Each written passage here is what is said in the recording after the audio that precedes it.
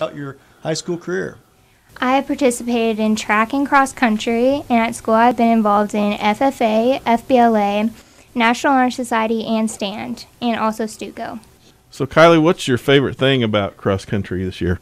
My favorite thing this year is the teammates. We're just like a family. We do so much together. It's just a lot of fun. They're just goofy.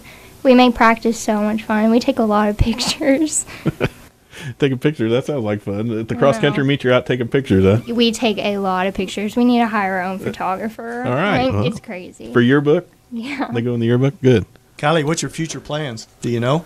I don't plan on running after high school. I think I'll just go to LCC and get my prereqs out of the way. So you've been doing cross country all through high school. What's your favorite memory in cross country? My favorite memory is when we took this picture at this giant tree during one of our runs, and one of the branches fell down and hit Mrs. Guard. Probably shouldn't be my favorite memory, but it was funny. Sticks out in your mind, though, right? Yeah. All right. Well, we appreciate your time, and good luck to you in your future. Thank you. Thanks, Kylie. Our next guest tonight, our senior, is Lauren Richardberg. Lauren is currently cheerleading. Lauren, tell us about your high school career. I've done NHS for 2 years now for my extracurricular activities, and I did volleyball for 2. NHS, National Honor Society? Yes. Okay. What's been your favorite thing throughout high school? Probably the small town feel of high school and how everybody gets along with each other really well. Okay, Lauren, so what advice would you give for kids as they come up through high school? What have you learned while you've been here that you would give as advice to some of the younger students as they come up? To not freak about the future and know that you always have time to make a plan and just make it up as you go. Speaking of which, what is your future? Do you know? I plan to go to Labette County, but I don't know what I'll be studying in. All right. That's Lauren Richenberg. Lauren, thanks for spending some time with us, and congratulations on your high school career and being a senior. Our next student athlete is Sammy Spillbush. Sammy, tell us a little bit about yourself. I've been in stand for 2 years, volleyball for 4 years, FFA for 2 years, and softball for 3. Of all them things you've been involved in, Sammy, what's been your favorite? Definitely my favorite, softball and volleyball. I just enjoy sports a lot. Tonight's special night with your parents going to escort you out on the field. That's going to be definitely a big memory for you. What else has been a big memory along the way for you? My freshman year for volleyball, we went to state. That's a big memory for me. Yeah, that is a big memory. So you had a good volleyball career, and what are your future plans, Sammy? I'm going to go to LCC and hopefully get accepted into the nursing program. LCC at nursing. All right. The world always needs more nurses. Can't ever have enough. All right. Well, thank you, Sammy, for spending some time with us, and congratulations on your career, and we'll look forward to seeing what happens with you in the future. Thank you. Oh, welcome, Madeline Stone King. Madeline, tell us a little bit about yourself. I've been involved in volleyball for 4 years, cheer for 3 years, talent search for 4 years. I also dance over in Parsons. I've been involved in stand for 4 years and softball for 4 years. What's been your favorite activity during your high school career? Hard choice? Yeah, it's pretty hard to choose one. You've been busy, so there's probably a lot to pick from. Right. What about memories? You got a lot of good memories. What's your favorite memory from high school? All sports that I'm involved in have so many great memories just because I'm with my friends and we make so many great memories together. Yeah, and a lot of traditions too, throughout there. What are some of the traditions that you can remember going on and things that you'd like to see continue? Probably this senior night in volleyball. It's not like a we dedicate the night to the seniors and honor the seniors. And I'd really like to see that continue on throughout the years. Very good. What do you got planned for the future? Do you know yet? I think I want to go to LCC for 2 years and get my prereq out of the way, and then I'm interested in speech pathology, so I'll have to transfer to a university. Yeah, good. Good. Mom and Dad will like it. It's a lot cheaper. Yeah, that sounds good. Yeah. All right. We appreciate your time. Congratulations on your high school career, and look forward to seeing what happens with you in the future. Thank you. Tonight, we're doing a little senior on the mic night on pregame before their senior parents night. We bring a bunch of boys in here next. We got Caleb Pekka up first. Caleb, tell us a little bit about yourself and what you've been involved in high school. Well, I've been involved in football for 3 years with 1 year of injury. Basketball for 4 years with this year, and baseball 4 years, FFA 4 years, and that's pretty much about it. What have you enjoyed about high school the most? And your activities mostly. Making memories with all my friends. I mean, nothing gets better than just playing sports with all your buddies that you've played with since you've been in third grade. I mean, it's hard to beat that. What kind of advice would you give for younger athletes as they come up through and as they're, going through athletics and all that stuff? What advice do you have for the younger students? They got to stay hungry. I mean, if they don't want to win, they're not really going to go anywhere. I mean, yeah, next year they're going to lose a bunch of seniors, and they're just going to have to come together and teamwork. I mean, that's about it. What's your future plans? Do you know? Hopefully going to Pitt State to study construction management. Good for you. All right. Well, we appreciate your time, and it's been fun watching you, and we wish you all the best in your future, Caleb. Thanks for being with us. Thank you. Thanks, Caleb. We'll welcome in our next student athlete, Anthony Albertini. Anthony, tell us a little bit what you've been involved in through your high school career. I've played football, basketball, baseball, ran track. I'm the FFA president. I'm part of FBLA and NCYM. Boy, you sound busy. So all those sports, do you have a favorite? Football by far. Football is your favorite. What about football do you like? What's been? I really like the family aspect of it. It seems like no matter what, everybody can come together and get along at least for the football season. What's your favorite tradition that's been passed along you through since you came into high school football? My favorite would probably have to be praying after the games, but I also like the way we walk to the games. We walk through town arm in arm. And I think that's pretty neat. Up to the football field on home games? Yes, sir. Yeah, that's real neat. You hear the clip clock of the cleats coming from a long ways away. You've been involved in the summer weight program, I know, too. How valuable you think that's been as you come up through high school? I think that's probably been the most important thing I've done for athletics, because without weightlifting, you're just relying on natural ability, and I'm not extremely gifted when it comes to that, so weightlifting kind of helped make up for that. How have your teachers and coaches impacted you throughout your high school career? Every one of them really kind of supports what you want to do. They're all really nice people, and you can just tell they genuinely care about you.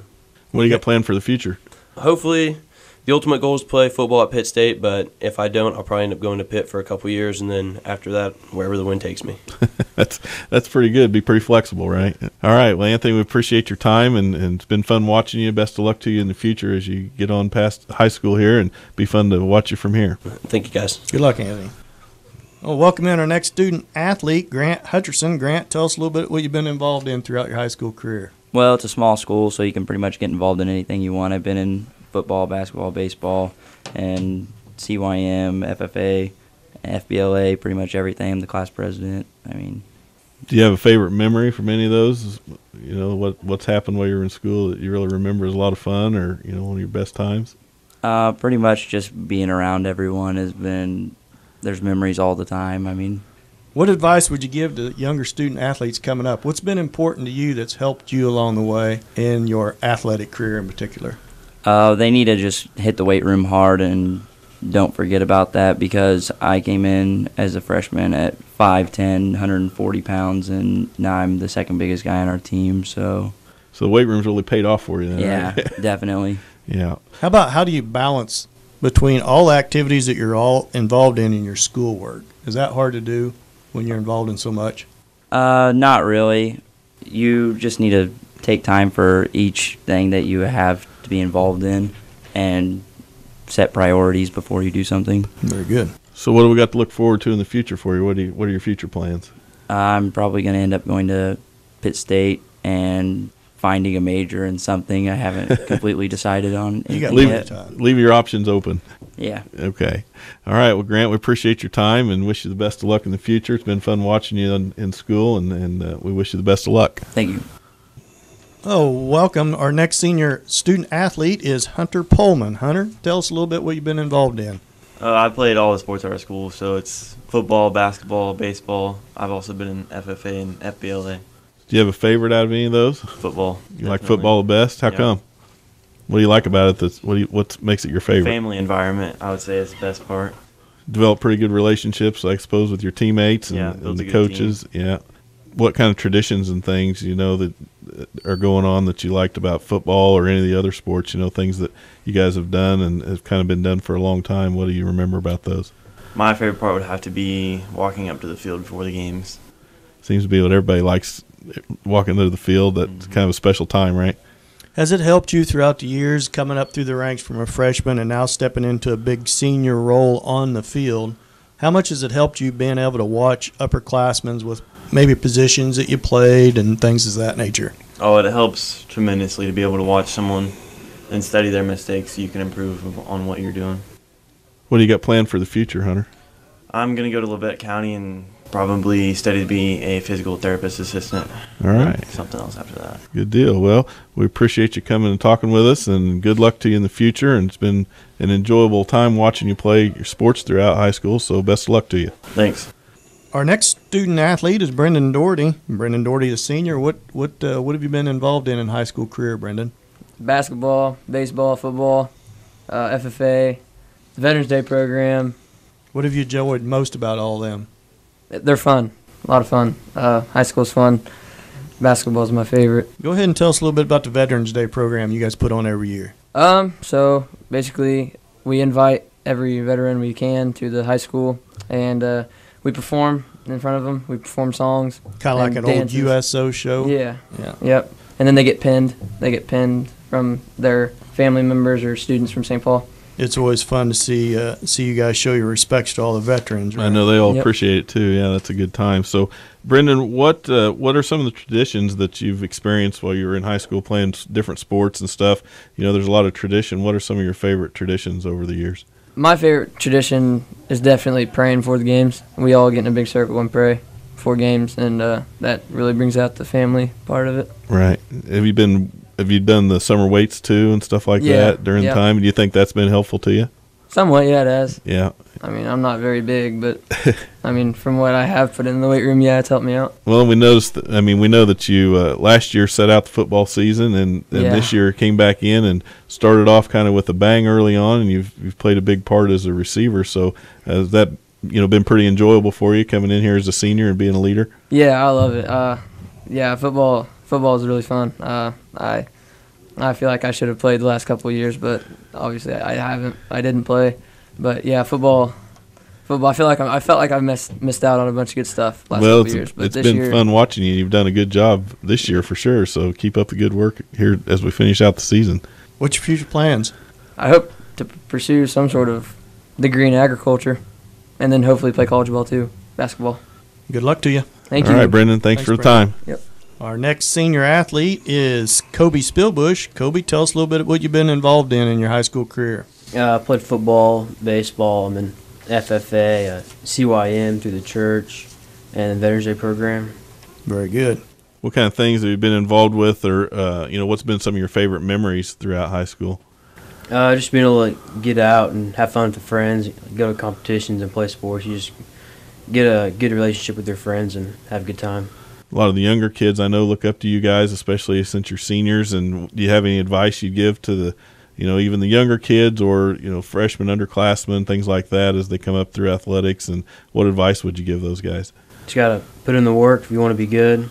Coming into freshman year, football team wasn't very good, and kind of got together and decided that we didn't want to keep losing, so I had to put in the work in the weight room and practice throughout the summers, and now we're pretty good.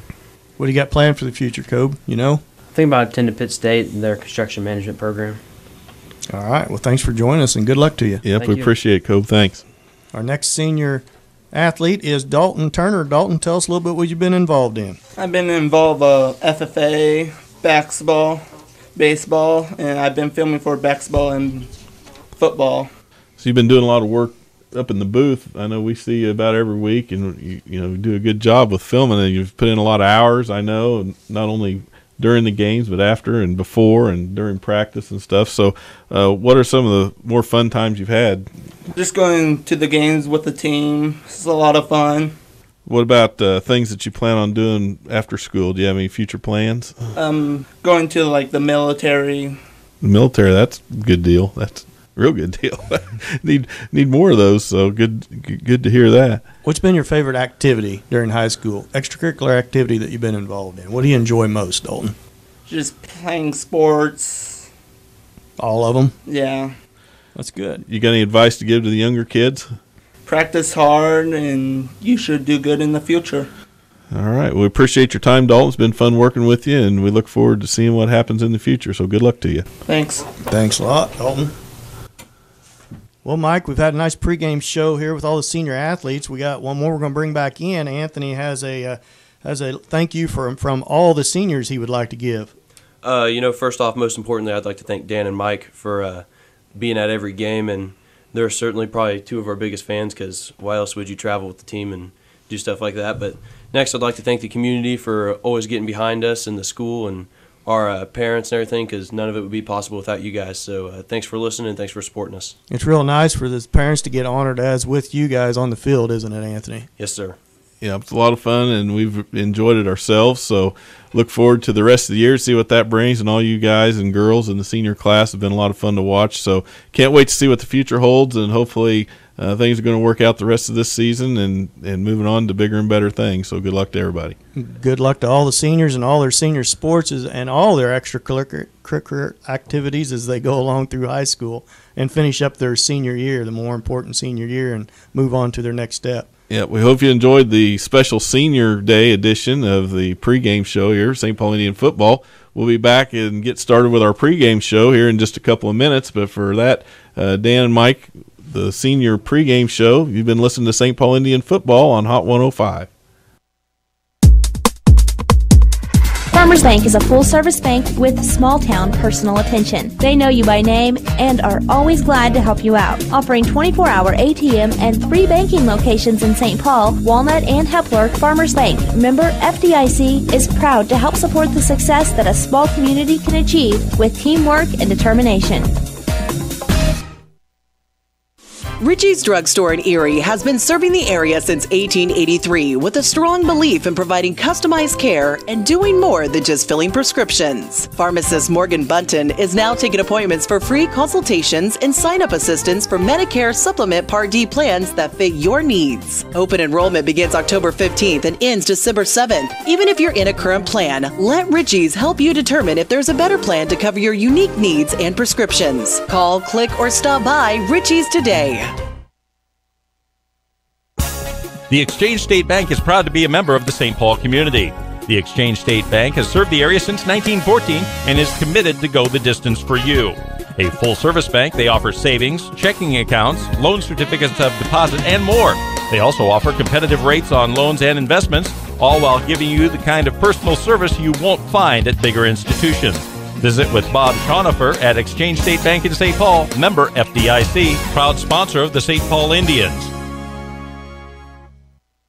Jerry and Kevin Winter, along with the entire crew at KW Trucking, are proud to bring you this broadcast of the St. Paul Indians. KW Trucking specializes in heavy equipment and heavy truck repair, late model rebuilding, and body work from large trucks down to cars. They also have a full-service machine shop and a great selection of both used cars and trucks. See Jerry or Kevin at KW Trucking or call 449-2763. Good evening, St. Paul Indian fans. It's time for Indian football here on Hot 105. Tonight's game brought to you by Farmers Bank, with 3 locations to serve you in St. Paul, Walnut, and Hepler. Your pregame brought to you by Richie's Drugs. Your halftime brought to you by St. Paul Tire and Lube. And your postgame brought to you by K&W Trucking. Tonight's game also brought to you by Exchange State Bank, the Prairie Mission Retirement Village, and Exchange Insurance. Get ready for St. Paul Indian football with Dan and Mike on the call here on Hot 105. So welcome to Miles Field here in St. Paul, Kansas. Welcome to the pregame show, the Richie's Rexall Drug pregame show. Back at home, Mike, this week, St. Paul coming off a big win up at Marmonton Valley in Moran last week, and kind of a must-win for the Indians, put them right back in the playoff picture, Mike. Yeah, it was a big game last week. Everybody knew it was going to be, and it was back and forth, a lot of the way for the first part of the first quarter, for all the first quarter and a little bit of the second quarter.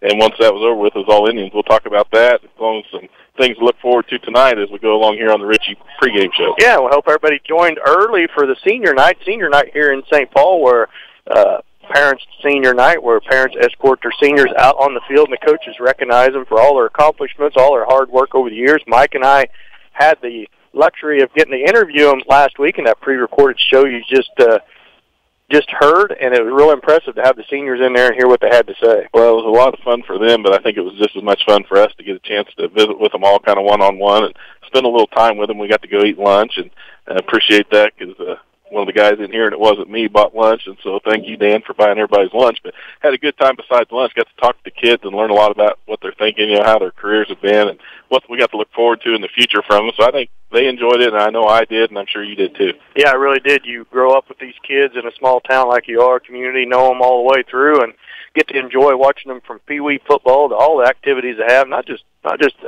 sporting activities either. Watch them be accomplished academically like they are and how hard they work. And it's good to hear them have be goal-orientated. I mean, about everyone we interviewed, it's fine to enter the workforce if you want to, but all of them have college, aspirations to go further their education. It's real impressive. Yeah, it's just nice to know. And matter of fact, I had one of the seniors from last year that heard we were doing that pregame show, and they thought that was a pretty neat idea. So I hope folks at home all enjoyed it as much as we did. Yeah, we really did, and wanted to make sure there was a couple, as busy as it is. Yeah, kids, always there's a couple. going on. Joseph Hess and Braven Bourne both had to miss as a PSU that day with a math relay, academic busy that day, and that how that is in a small town. But I talked to Braven a little bit, or via text message, and Joseph, and they was both real appreciative of all the help they've got along the way. They really enjoyed participating in all the sports they have, just like every other student athlete we interviewed.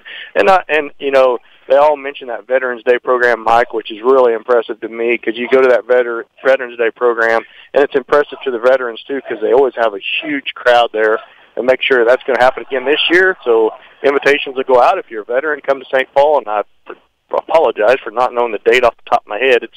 It's right around. I believe it's on Friday or Thursday the 9th, because we don't have school on Friday, I think. Make sure you come join that if you're a veteran. Even it's open to any veteran, and they honor you and they feed you lunch afterwards. The Alumni Association feeds all the veterans lunch, and the kids really put on a heck of a show, Mike. Yeah, it's a nice deal, and I've been to it several times. I know you have a lot too, and it's a lot of fun to watch. They do a lot of hard work beforehand, practicing before school, and just a lot of effort goes into it. And the kids, the nice thing is the kids really like to do it. And like you said, they all mentioned that, or most of them mentioned that. And I know kids that have gone through here before and have graduated, that's one of their memories of school, is doing that Veterans Day program. So it's important to the kids, but I know the veterans appreciate it and really enjoy the day themselves too. And it's great to see in any community. Everybody always we have great respect for our veterans, and the kids really show their appreciation for it. They really enjoy it too, and they really put on a great show. We're going to take a little short break. We're going to take a 1-minute break. We're going to bring you up to speed on the season up to thus far and last week's game. Mike's got stats from last week. We'll go over it briefly. We'll talk about Southern Coffee County, who's coming to town tonight.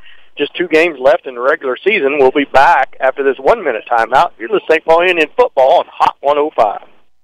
Prairie Mission Retirement Village in St. Paul provides services to people in their retirement years. Prairie Mission meets a wide range of needs, from healthcare to assisted living and independent living apartments to elderly daycare services, including transportation. With our 7 to 7 dining, residents get up when they desire, eat when and what they want, and continue to live a full and happy life. Your family deserves the best in retirement care, so give Prairie Mission Retirement Village a call today for more information at 620-449-2400.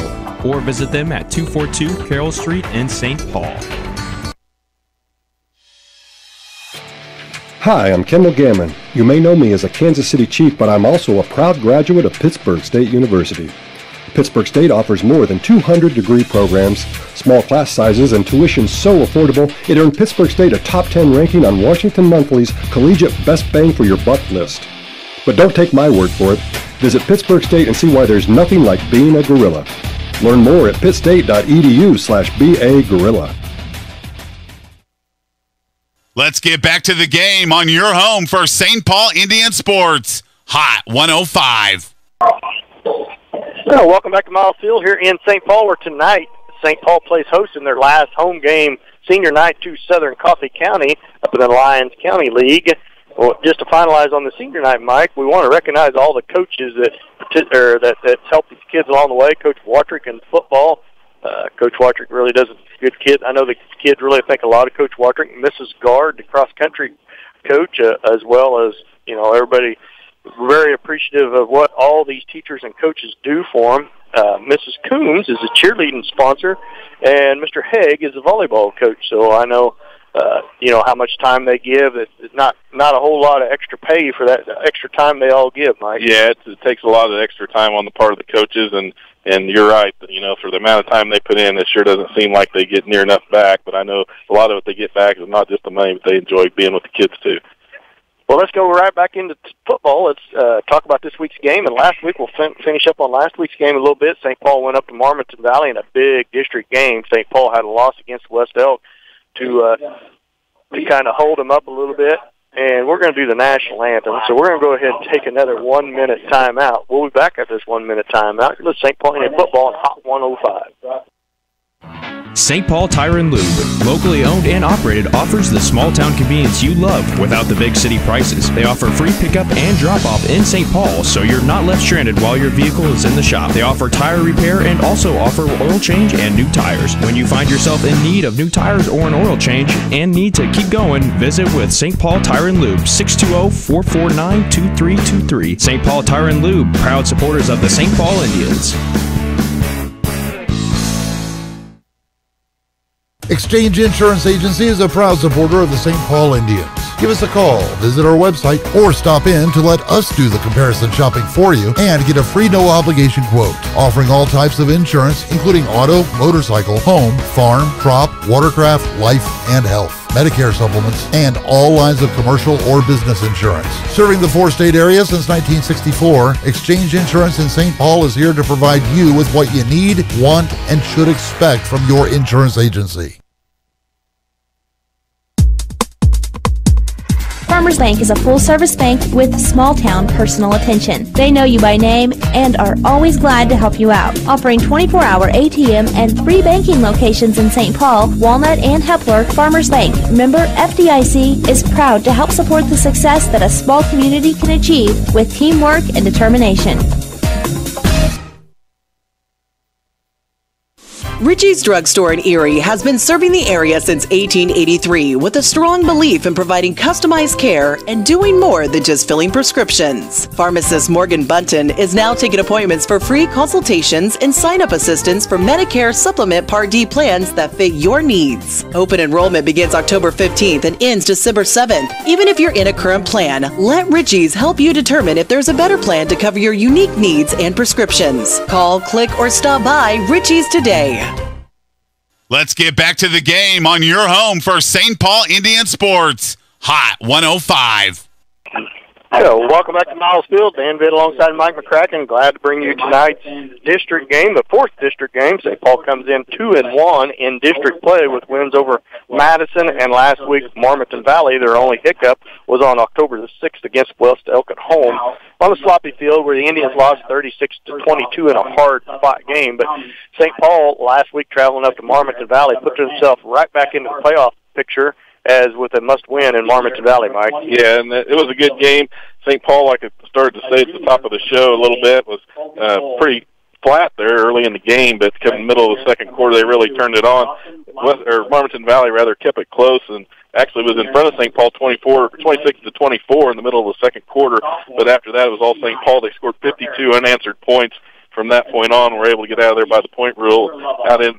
Didn't have to play the end of the game. So good night overall by St. Paul. They were led by Caleb Pekka. He was our D-Row commodity player of the game last week, and that was because he has 133 yards and 3 touchdowns on just 4 receptions. So big night receiving the ball for Caleb. But, it was kind of a tough decision because Braven Bourne had 218 yards passing with 5 total touchdowns, had 29 yards on the ground rushing, and so he had a big night too. And speaking of big nights, Adam Albertini, he was Mr. Special Teams against Marmonton Valley with 2 kickoff returns for a touchdown and also a pick-6 interception on defense for another touchdown. So St. Paul, once they got their wheels rolling, they were just pretty well unstoppable last week against Marmonton Valley. So hopefully this week, they'll be fired up and ready to play, knowing the importance of this district game and the importance of a win. As far as Southern Coffee County last week, they suffered a defeat at the hands of Madison by a score of 28-24. They were led by quarterback Jet Harvey, who we'll hear from a lot tonight probably. He had 100 yards passing. Also running back Luke Gillis had 169 yards on the ground and a touchdown, and he also had 2 touchdown receptions for Southern Coffee last week. They also got other receivers that are valuable to him. Colgan Orr is a wide receiver. Dawson Limecooler, you've heard that name in basketball. He's also a threat as a wide receiver for Southern Coffee County. We'll have to keep an eye on tonight. Winding down here, 6-1 on the season. The Indians come in. Like I say, their only loss on the season is to a very good West Elk team. St. Paul played themselves back in the playoff picture if they can take care of Southern Coffee County here at home tonight and Sedan on the road next Thursday night. The Indians will be back into the playoffs. Tonight, West Elk travels up to Marmaton Valley, so we'll try to watch the scores up there to see if Marmaton Valley can knock West Elk off their perfect record on the season. But right now, the Indians, at this point, they're not out of the number 1 seed if West Elk should stumble along the way and have a loss somewhere, but right now they're playing for the number 2 seed. We'll go over that more at halftime if possible. We don't want to get ahead of ourselves because the Indians got to take care of business here the last couple of games, but just to kind of bring you up to speed in district play and the records around the districts, 8 teams in the district in Division I in the state of Kansas, and the top 2 of each go in each district. The number 2 seed in District 1 will travel to the number 1 seed of District 2. And at this point right now, I'll tell you that Central Burton is the number 1 seed in District 2. Looks like Southern Coffee County has won the toss and is going to receive to start this game, Mike. Yeah, a couple of the keys of the game tonight for St. Paul. I think, they're picked to be a 42-point favorite by the Topeka Capital Journal. I saw that online this afternoon, and so it's a pretty big spread. Those are sometimes dangerous, though. You get to thinking and reading the newspaper too much, and sometimes you can back off way too much and put yourself in a bad position. But with a point spread like that, I think St. Paul's biggest key is going to be don't look past this team and put in a good effort tonight and try to get out of here with a win, and also try to get out of here with everyone still healthy, because as we get further and further along in the season, you worry more and more, especially if you're going to have a chance at the playoffs. You don't want to get anybody hurt. So that would be what St. Paul needs to try to do. On the part of Southern Coffee County, look for them to have a ball control game. They like to run the ball, so they'll try to keep the ball in their own hands, and that's one of their keys, is to keep St. Paul's offense off the field. Sometimes the best offense is good defense, and I think that's going to be one of the keys for Southern Coffee tonight against the Indians. Lime Cooler, the junior, back deep for Southern Coffee County. Titans to receive the opening kickoff. Alejandro Mate has the ball teed up here, or getting ready to tee it up. Styles Fitness and More is our kickoff sponsor, as St. Paul comes in 6-1. But one thing key to the game is I thought the Indians looked awful sluggish for a quarter and a half last week at Marmaton Valley. Their nemesis has been big plays throughout the season. They've given up quite a few big plays when they get teams in 3rd and long or in a 3rd down situation. Sometimes they just can't seem to get the stop. The Indians kind of flat getting off the bus last week and went up to Marmaton Valley in a must-win situation with senior loaded like we are. Here's Alejandro's kickoff. It's going to be taken by Lime Cooler about the goal line, up to the 5, 10, crosses the 15, puts the shoulder pads down, up to about the 18-yard line, and chopped down there, so it'll be 1st and 10 for Southern Coffee at the 18. Speaking of special teams, Alejandro Mate has been a valuable part of the special teams play for the Indians with that leg of his, with those kickoffs. Didn't get at the end zone that time, but I bet he will before we're done. So look for the Indians to have a little more excitement on their last home game here, Mike. I thought they looked awful flat coming off the bus last week, Mike. Yeah, they did, and they need to come out here with a little excitement and fire under them to start the game off and set the tone. Southern Coffee County comes up to the line of scrimmage. Harvey is in the shotgun. Here's a shotgun snap, taken by number 21 off the right-hand side. He's going to be chopped down after about a 1-yard gain. That is Gillis, the senior, on the carry off the right side. It's going to bring up 2nd down and 9, so good start by the defense. Joseph Hess in the game at linebacker tonight, Mike. Will be 2nd and 9 for the Titans. I didn't get the lineups as they were announcing them there. We'll get them to you as we see them here. Senior night, I'm sure Coach Butler, seniors out there, seniors out there. Joseph starting at linebacker, usually calling Carson out, and he's at the down line position. Shotgun snap, end around. Hunter Pullman chasing, and he gets around, and it's going to be close to 1st down. Is number 11 on the carry is Edwards, the senior, and I believe he's going to be just short of the 1st down as he got around Pullman at the right defensive end position. It's going to be 3rd down and less than a yard on the end around. Southern Coffee County just underway here in St. Paul. 11:06 left to go in the 1st quarter. No score. 3rd and short. The ball sits at the 27.5-yard line. Need to get to the 28 for 1st down. Shotgun formation by Harvey. Gillis with the end around. He's going to be very close to the 1st down. I believe he's going to be short. One on line judge. They're marking in 2 different spots. One on this side, is going to mark him just short. I think either way they're going to be short. He is going to be short. It's going to be fourth down and exactly the same, less than a half yards. A good job by the Indians defense. Let's see what Southern Coffee County elects to do here on their own 27.5-yard line. Southern Coffee County's only got 2 players over there on the bench, so not very deep for them. Could be a factor if they have to play very long. Oh, I see a couple more down there. I guess you're right. Twice that many over there. Shotgun formation. They're going to go for a bad snap. Ball's in the air, and Indians, Grant Hutcherson's going to down Harvey, and he's going to be short of the first down. So excellent field position for the Indians as they hold on down as a bad snap. Went over Harvey's head, the junior. It's going to be 1st and 10 from the 18-yard line. The Indians on their own 23-yard line. 23-yard markers right here. Indians with great field position here. Opening possession for them. Good stand by the defense. Offense got some good field position now. Caleb Peck at the fullback position.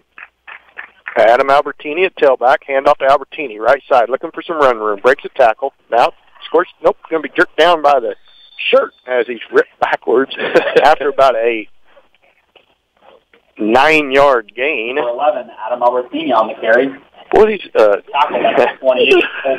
these two line judges need to get the one on the far side had him spotted 2 yards further ahead than this one, and the one on this side is the one winning the battle so far. But either way, full I formation. Albertini out the left side. There he goes.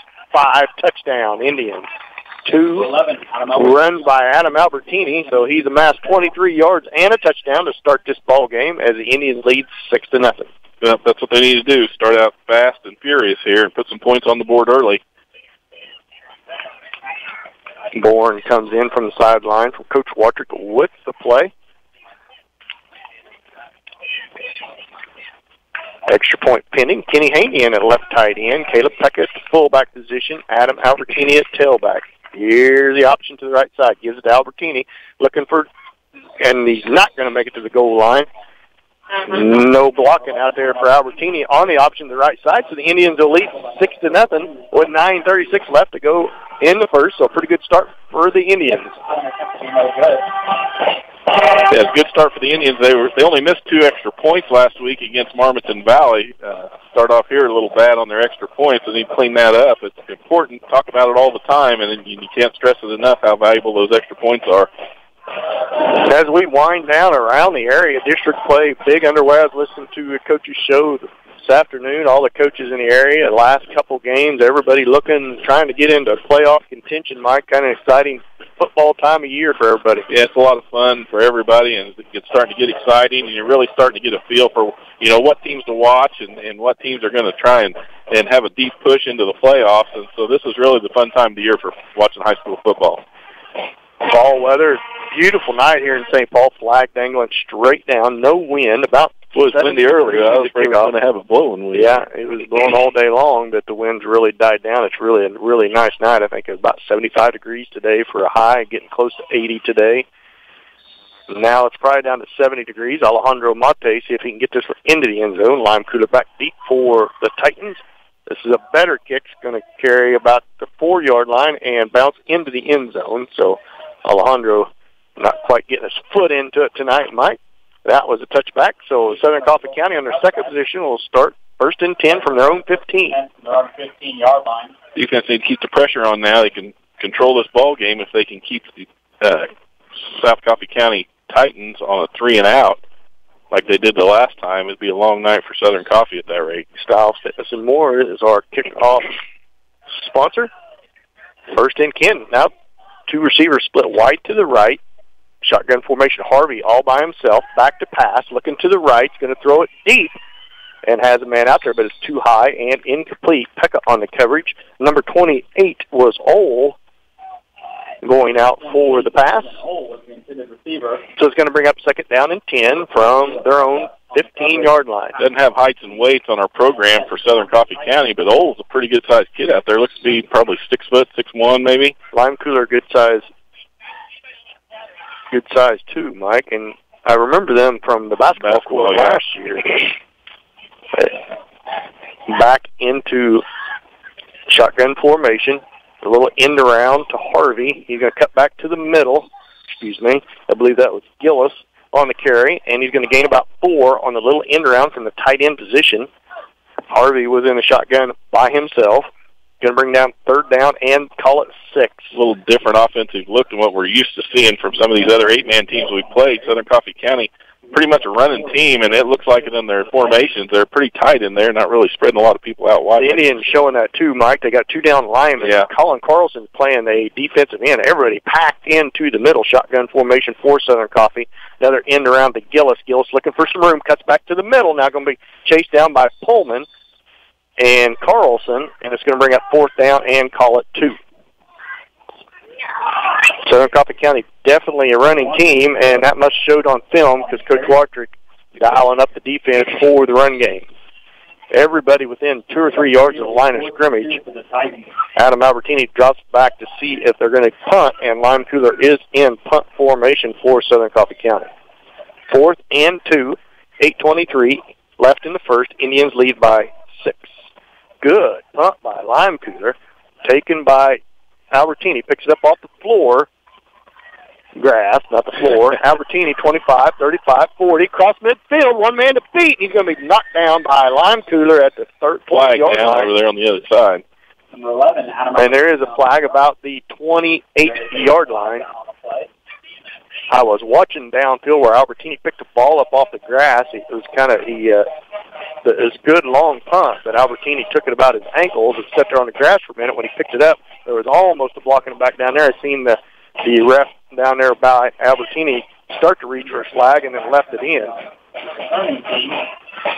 The block in the back was, I believe, one of the last guys on Lime Cooler down here, so it's still a good return by Albertini. It's going to be across midfield. It's going to be in the Indians in their own territory at their own 37-yard line. Excuse me, going to be across midfield into Southern Coffee County territory. So the Indians 37 yards from the end zone. Caleb Pecka splits wide to the right. Shotgun formation is born. Albertini is set to his left. 1st and 10 for the Indians. 8:06 left to go here in the first. Bourne with the shotgun snap. Good snap. Bourne's going to keep it off the right side.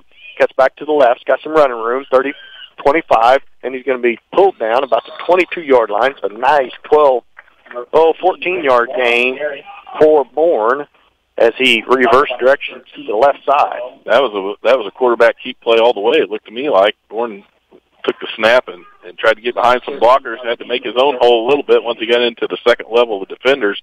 He made a nice run there for 14 yards. 1st and 10, ball sits at the 22-yard line. 5 formation, Pecka at fullback, Albertini at tailback. Hand off to Albertini off the right side. Puts his shoulder pads down, dragging a couple Titans with him. It's going to be down across the 15 to the 13-yard line. Good run by Albertini. Good 8-yard gain on 1st down. Tackle by number 55, Brett Stout. Going to bring up 2nd down and 2 for the Indians. Grant Hutcherson hustles up over the ball. I formation, Pecka at fullback, Albertini at tailback.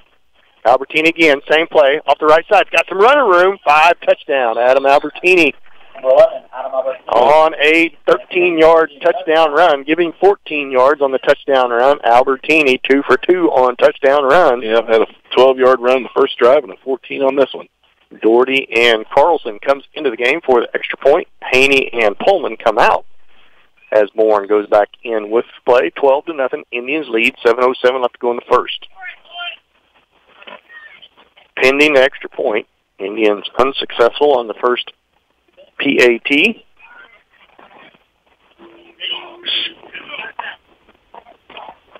Three receivers set wide to the right. Bourne with the shotgun snap. Rolls to his right. Looking, throws it, and it's going to be picked off in the end zone, so it's incomplete. Extra point is no good. Indians lead 12-0. 7:07 left to go in the first. We'll be back after this 30-second timeout. This is St. Paul Indian football on Hot 105. The Exchange State Bank is proud to be a member of the St. Paul community. The Exchange State Bank has served the area since 1914 and is committed to go the distance for you. A full-service bank, they offer savings, checking accounts, loan certificates of deposit, and more. They also offer competitive rates on loans and investments, all while giving you the kind of personal service you won't find at bigger institutions. Visit with Bob Schonifer at Exchange State Bank in St. Paul, member FDIC, proud sponsor of the St. Paul Indians. Let's get back to the game on your home for St. Paul Indian Sports, Hot 105. Welcome back to Miles Field in St. Paul, Kansas. Last home game of the year, Mike. Yep, last home game of the year. This has been a good year for St. Paul as far as having home games. Last year we spent a lot of time on the road, and with that 2 years rotating schedule, it's been kind of nice this year. I think they had 5 home games this year out of their season, so pretty nice for them to be able to play here in front of the hometown crowd. Styles Fitness and More is our kickoff sponsor. Thanks to Richie's Drugstore Pharmacy in Erie, Kansas for our pregame sponsorship. Title sponsor is Farmers Bank. Alejandro Mate has the ball teed up for the third time tonight. And here comes his approach and his kick. Driving kick, going to be taken about the 8-yard line. Lime Cooler cross 15, 20, up to about the 23 and ripped down there by Carlson and Number 32, Dawson Lime Cooler on the return. Struthers. He's right down by number 20. Lime Cooler not very fast. It doesn't look like going down there, but I bet when he's headed right towards you, he looks like a load coming down the track. First and 10, Southern Coffee County. Ball sets at the 23.5-yard line. As they come up to the line of scrimmage. Harvey in the shotgun. Gillis in the shotgun. Gillis going to take it. Quarterback keeper to the right, looking for some room. Cuts back, and he's going to be wrapped up, but he's going to gain 2 or 3. Good hard run by Gillis. Gillis and Harvey line up both in the shotgun side by side. They both have their hands in the air, and one or the other takes the shotgun snap. He's going to pick up 3. So it's a little hard to tell. They both have their hands like they're playing quarterback, but they're set side by side. Second down and 7. Ball across the 25, now to the 26.5-yard line. 6:31 left to go here in the first. Been all Indians so far. Southern Coffee County has not crossed midfield into Indian territory as of yet. Shotgun formation again. Second down and 7. Here comes the snap. Gillis coming around the left side this time, looking for some room. Cuts back to the middle. Going to be chopped down. Hutcherson doing a good job of pursuing on the play as well as Albertini and Bourne coming up to help. It's going to bring up third down and 7, maybe even lost a half a yard. Gillis runs the ball quite a bit. I think he had 34 carries last week against Madison, and so he's the workhorse out of the backfield. Gillis is senior for Southern Coffee County. Third down and 8. Ball now sits at the 26-yard line. Look at the sideline for the play. They kind of bunch up out of the huddle and now come up to the line of scrimmage. Now 2 receivers wide to the right.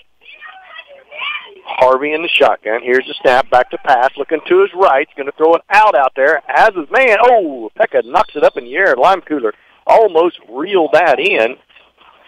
Good defense by Pekka. He knocked it up in the air, but it went pretty high, and Lime Cooler had time to try and find it and maybe grab it in. Just couldn't get it done. Going to bring fourth down and 8. That'll bring up fourth down and about 8. Let's see what Southern Coffee County elects to do with the ball sitting on the 26-yard line. They went for fourth and short here to start the game and did not make it. The Indians scored. We assume Lime Cooler will go back into punt formation, and he is. Albertini drops back deep for the Indians. Lime Cooler stands at his own 15-yard line. Here's a snap. It's a good snap. High, drive, and kick. Albertini going to take it about the 20. Comes around to the right side, 25-30. Back to the middle. He's going to be wrapped up and brought down about midfield. Good return by the Indians as Albertini gets across midfield to the 39-yard line. So the Indians starting again in Titan territory. Yeah, Indians aren't putting any pressure at all on the punter. Not much of a rush, so they're giving them time to kick the ball. I think they're counting on Adam Albertini's skills back there as a special teams receiver, which has paid off pretty good for him so far, so I wouldn't blame him for that. Nice home crowd here in St. Paul on senior night. Stands pretty full here. 3 receivers wide to the left. Pekka, Albertini, and Doherty. Bourne in a shotgun all by himself. Now Pekka comes in motion from left to right. Shotgun snaps, low snap. Bourne's going to keep it. Got some run room up the middle. Almost lost that football, I think, as he was running. Around and Titan grabbed a hold of it, and he about backpedaled, just going back after it. Good gain of 7 yards on first down. Second down and call it 3. Ball across the 35 down to the 33-yard line. Same set, 3 receivers, wide to the left, Pekka, Albertini, and then Doherty, the widest receiver. And Southern Coffee County jumps into the neutral zone on a hard count by Bourne, so that's going to be a first down for the Indians on the offsides. It's going to be an offsides on the defense. Try to bring you some various scores at halftime here. First down. As football season winding down and everybody looking to try to get into the playoff picture. 3 receivers, wide to the left. Bourne in the shotgun by himself. Pekka, Albertini, and Doherty. Little slip screen by Doherty. He's got some running room. Cuts to the right-hand side. Down 20, 15. Drops his shoulder pad. Good hard run by Doherty. Down to the 11-yard line as he runs over Harvey, the quarterback. It's good for about 16 yards, looks like, on that pass play. First and 10. The ball outside the 10, so the Indians can still get a first down before the goal line. Good pass and catch on the slip screen to Doherty. Hutcherson comes up to the line of scrimmage.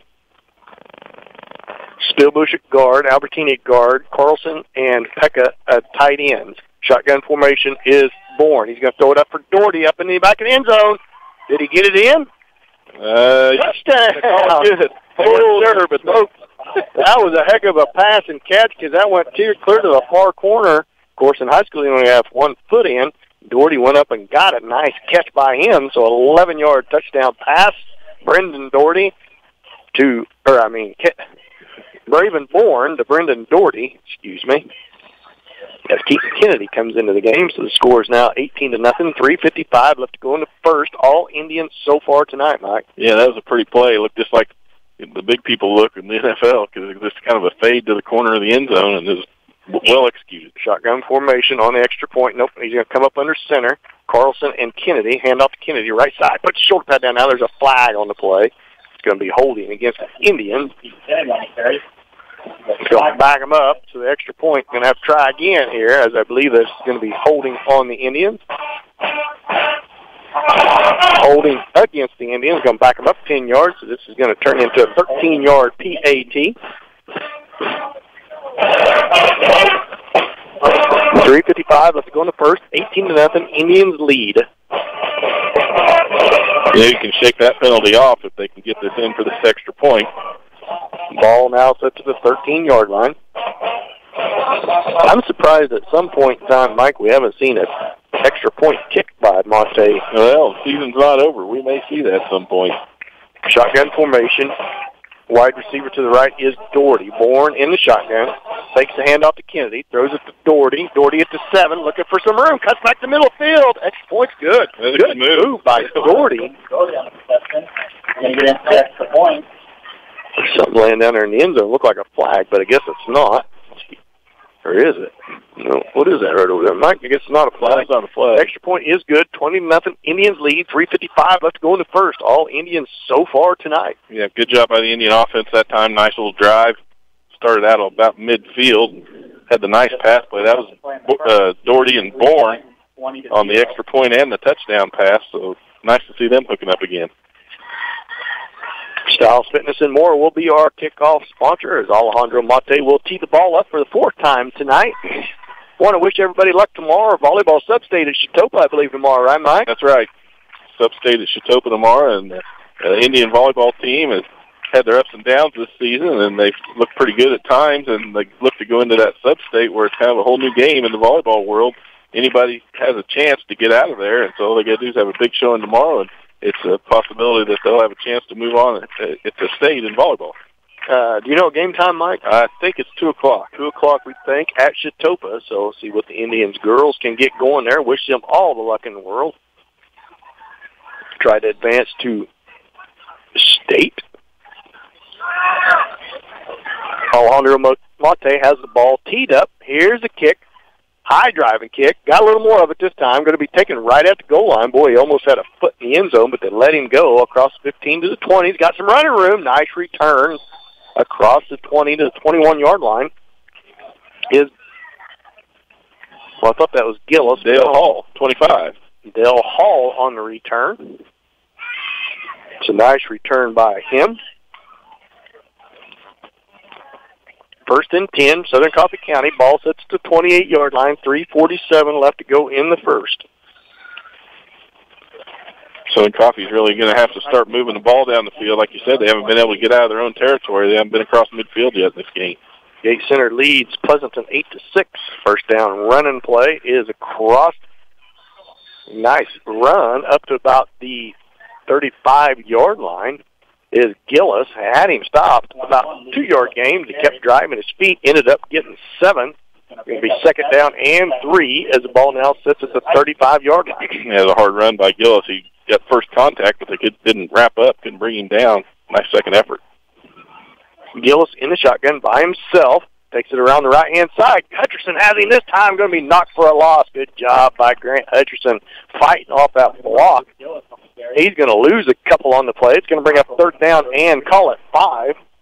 Grant Hutcherson doing a good job on that left defensive end for St. Paul. He's really keeping them turned inside, get good penetration. Not able to run around to his side for sure. He's even chasing down across the field on the last possession. So Grant doing a lot of work out there on defense. Pleasanton leads Altoona Midway 20-0. Vicksburg's ahead of Wichita North 8-0 in the first. Iola leads Anderson County 7-0 in the first quarter. Third down and let's call it 6. In the shotgun is Gillis. He's going to keep it. Now he's going to pass. He's going to look to pass. Goes way back to the left-hand side. He's going to be short, knocked down, incomplete. Bourne on the coverage. Ole was the intended receiver. Ball was short on a little play-action pass. Going to bring up fourth down and 6. See what Southern Coffee County elects to do here on their own 32-yard line. It's going to come a time where they're going to have to take a shot at it, but you hate to give up the field position at the same time. Lyman Cooler back deep for Southern Coffee County. Boy, he looks like a football player. He does. Well put-together young man. High, a shorter kick this time, not as good. Albertini just needs to get away from him. He's going to take it on the hop. Up the left-hand side he goes. Now he comes back to his right. He's got some running room.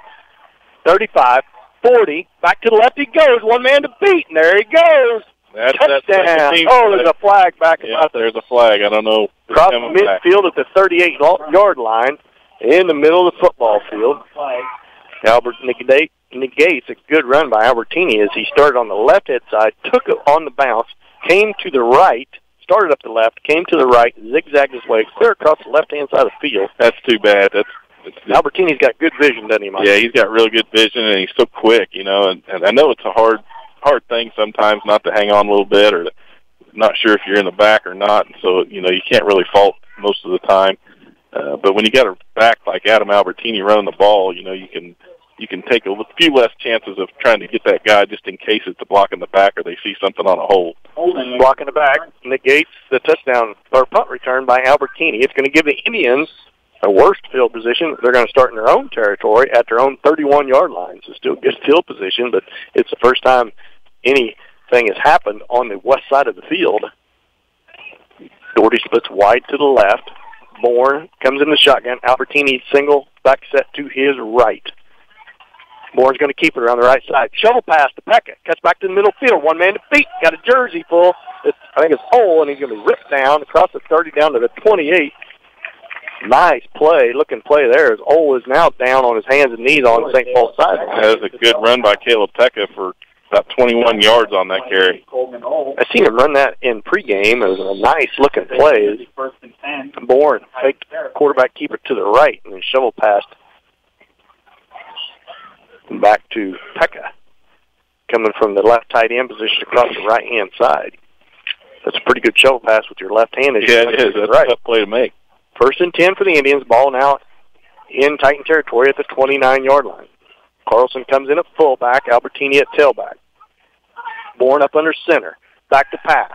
Looking down the middle. Has a man out there. It's Caleb Pekka. Oh, and he couldn't get it reeled in. Bourne took a shot, too, just as he let the ball go. He's still down, but I think he's just trying to catch his breath, maybe. Pekka was loose. He had about 6 yards on the defender. Nice pass by Braven Bourne. Came in right over his shoulder, but he had his head cocked back and just couldn't quite get an eyeball on it at the same time his hands hit it. I thought it was a couple yards too far in the first place, but Pekka did a good job of running underneath it. He should have caught that football. It hit him right in the hands. He's going to regret not. I know he's knocking himself in the head. Second down and 10 still. at the 29-yard line. Good pass attempt, not a catch. You have to hurry up here. Second down and 10, ball at the 29-yard line. Shotgun snap, hands to Albertini. Got some running room. He's going to have first down and more. Off the left side he goes. 10-5, touchdown, Adam Albertini. 29-yard run by Adam Albertini. Albertini has good vision on the night, but the Indian line really opening up some holes as Keaton Kennedy comes in for the extra point play to give Albertini a blow, as well as Pullman comes in for Doherty. That takes the score out to 26-0. 1:21 left to go in the first. Indians in command of this game. Yeah. See if they can convert on this extra point. That's what they need to work on now, is consistency down by the goal line.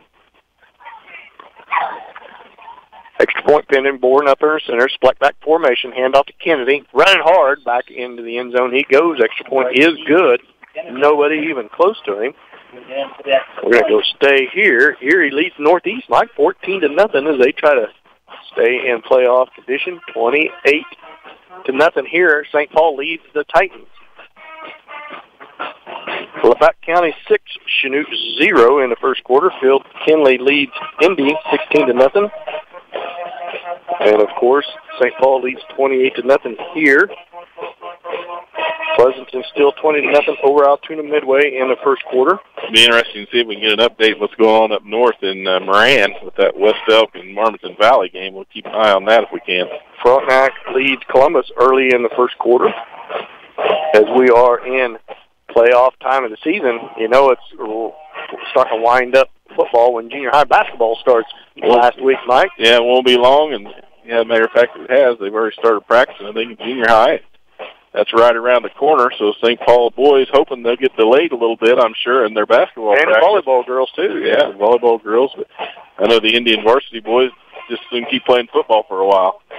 They got a good chance to do it if they can take care of business here tonight and next week.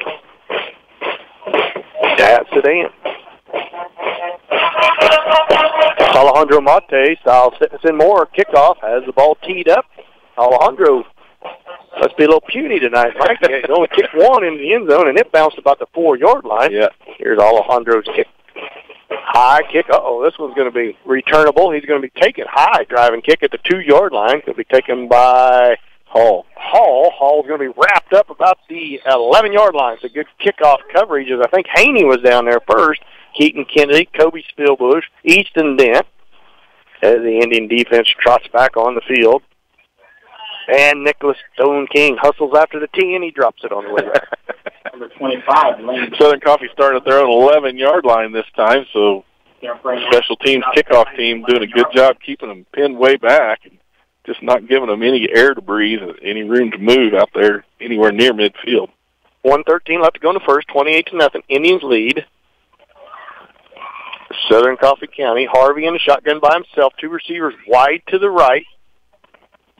Back to pass. Going to be a quick out to Lime Cooler. He's going to be wrapped up quick. He's going to have a nice 7-yard gain, though. Good pass and catch from Harvey to Lime Cooler. Pekka brings him down on the coverage. We're going to call second down and 3. The ball across the 15 to the between the 17 and 18-yard line. Yeah, that's what they're going to have to rely on if they're going to try to throw the ball. The deep ball is not there for them so far, so those little quick hitters like that is about the only option if they're going to be throwing the ball. Hall comes in from the sideline with the play. Second down and 3. 38 seconds left to go in the first. 28-0 Indians lead. 2 receivers wide to the left is Ole and Lime Cooler this time. Harvey in the shotgun. Wasn't even ready for it. And a little out to Lime Cooler is going to be caught. Bourne's trying to wrap him up. He's going to have a first down. He's going to have like 8 yards. That ball was on its way before Lime Cooler even turned around. That was. Bourne brings him down, but it's a first down by Southern Coffee County. Lime Cooler's out there getting himself lined up to the official about the time that Harvey called for the snap. 27-yard line, so a first down allowed by the Indians defense. First and 10, Southern Coffee County, 27-yard line, their own 27. Now back. Nope, 2 receivers wide is Ole and Lime Cooler. In the shotgun is Harvey. Here's a snap. Looking again on a crossing powder. How's Lime Cooler across the middle of the field? The Indians defense giving up a few passing yards here. A nice 6-yard gain on first down. And that's going to be the end of the first quarter. At the end of the first quarter, Indians 28, Titans 0. We'll be back after this 1-minute timeout. You're listening to St. Paul football on Hot 105. Jerry and Kevin Winter, along with the entire crew at KW Trucking, are proud to bring you this broadcast of the St. Paul Indians. KW Trucking specializes in heavy equipment and heavy truck repair, late model rebuilding, and body work from large trucks down to cars. They also have a full-service machine shop and a great selection of both used cars and trucks. See Jerry or Kevin at KW Trucking or call 449-2763. Prairie Mission Retirement Village in St. Paul provides services to people in their retirement years. Prairie Mission meets a wide range of needs from healthcare to assisted living and independent living apartments to elderly daycare services, including transportation. With our 7 to 7 dining, residents get up when they desire, eat when and what they want, and continue to live a full and happy life. Your family deserves the best in retirement care, so give Prairie Mission Retirement Village a call today for more information at 620-449-2400. Or visit them at 242 Carroll Street in St. Paul. Let's get back to the game on your home for St. Paul Indian Sports, Hot 105. Well, welcome back to Miles Field. Last home game of the season for the Indians, where they lead 28-0, starting the second quarter here. We got a correction in the program. Mike, number 25 is Lane Crooks, so we apologize to number 25. We've been giving credit to Hall, and it's Crooks, but we was just going by the program, so we got it corrected.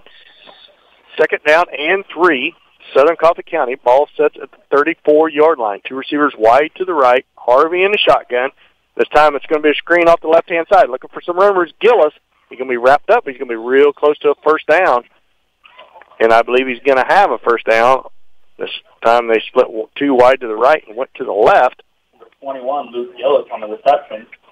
So the Titans on the move with the short passing game here. Looks for the Indians to stiffen that up. Changing things up here is Southern Coffee County getting away from that run game that is pretty much their bread and butter.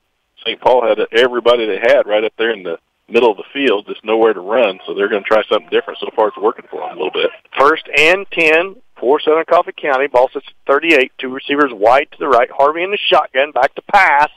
Looking deep this time. Lime Cooler over his shoulder, and it goes right through his hands. Incomplete. Kayla Pekka on the coverage.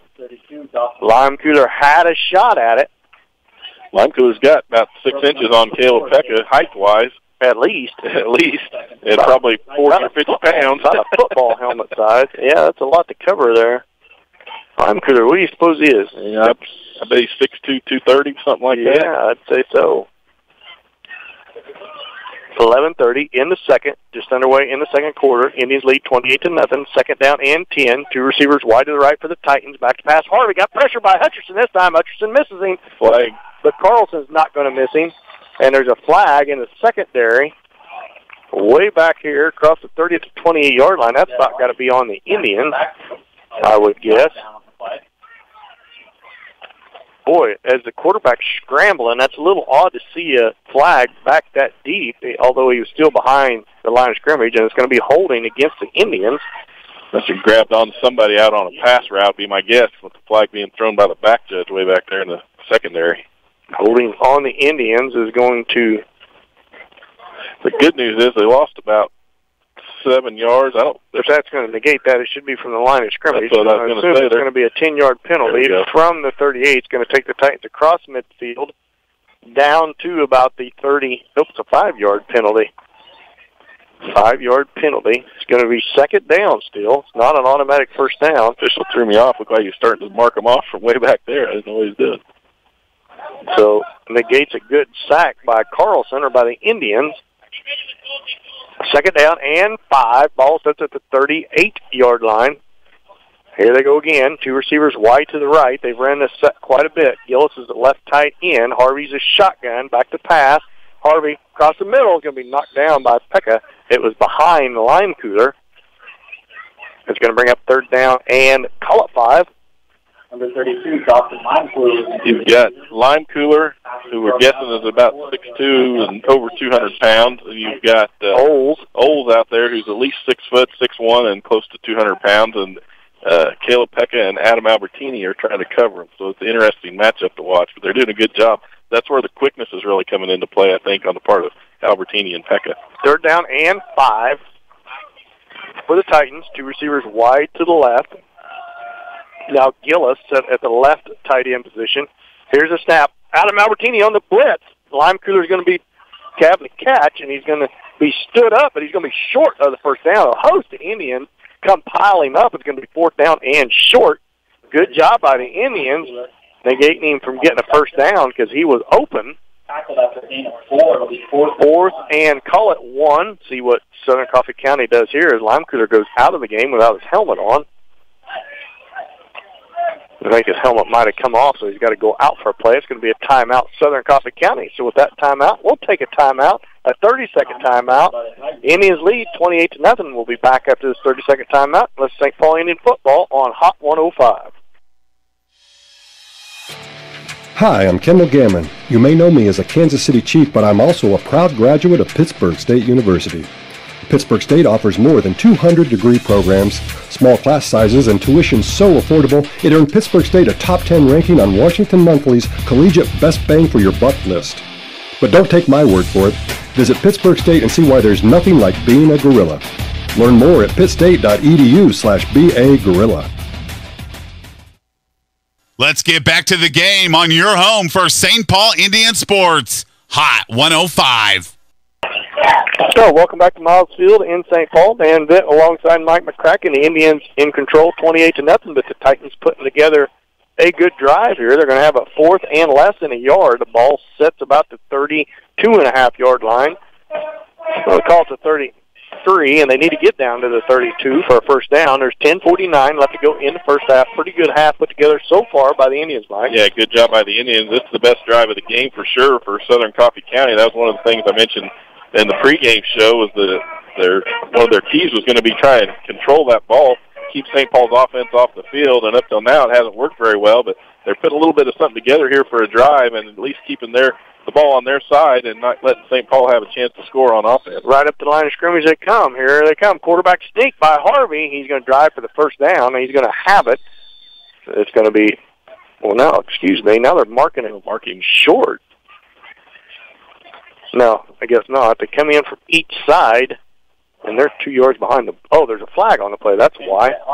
Offsides against the Indians. That's going to be a first down anyway, but they'll probably take that penalty. It'll gain them about 3 more yards. You need to clean up them penalties. They had some last week in there. I want to guess a few this week too. Guess that the Indians lined up in the neutral zone. Usually that play is blowed.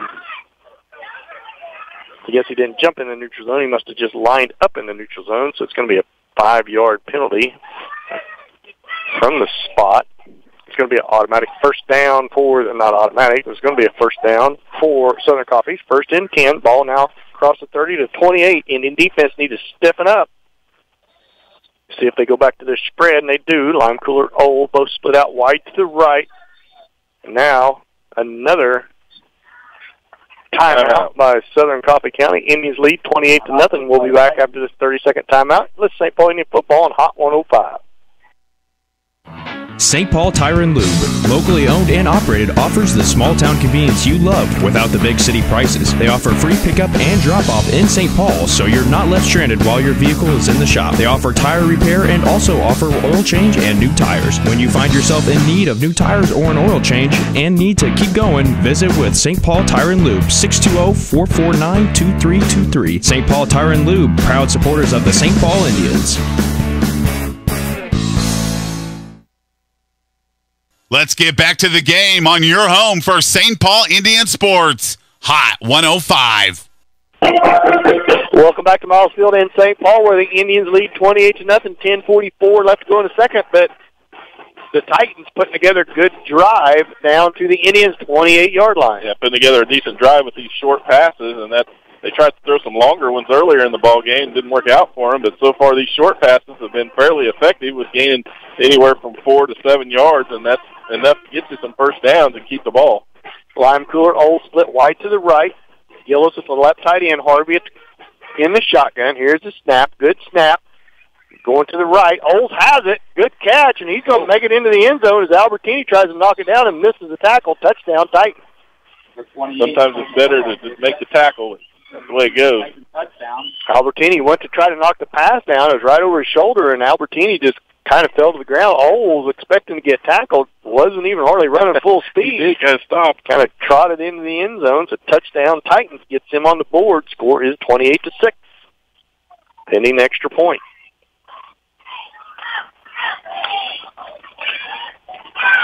Shotgun formation by Harvey. Olds and Limecooler split wide to the right.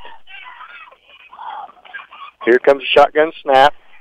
A little screen pass. Gillis has it. Going to be wrapped up in short of the end zone. Extra point is no good. 28-6, Indians lead. 10:36 left to go here in the first half. Can be dropped short of the end zone. Nice drive put together by the Titans as they get on the scoreboard, but the Indians still lead 28-6. Nice night here in St. Paul. About 70 degrees here at kickoff. Just keeps getting a little nicer and cooler. It's going to be a pretty dewy night. You can feel the moisture in the air with a chance of rain tomorrow night. I think it's a good thing we're playing tonight. Yeah. Tomorrow night we may be wet. Yeah, we don't much need any more rain, but so be it.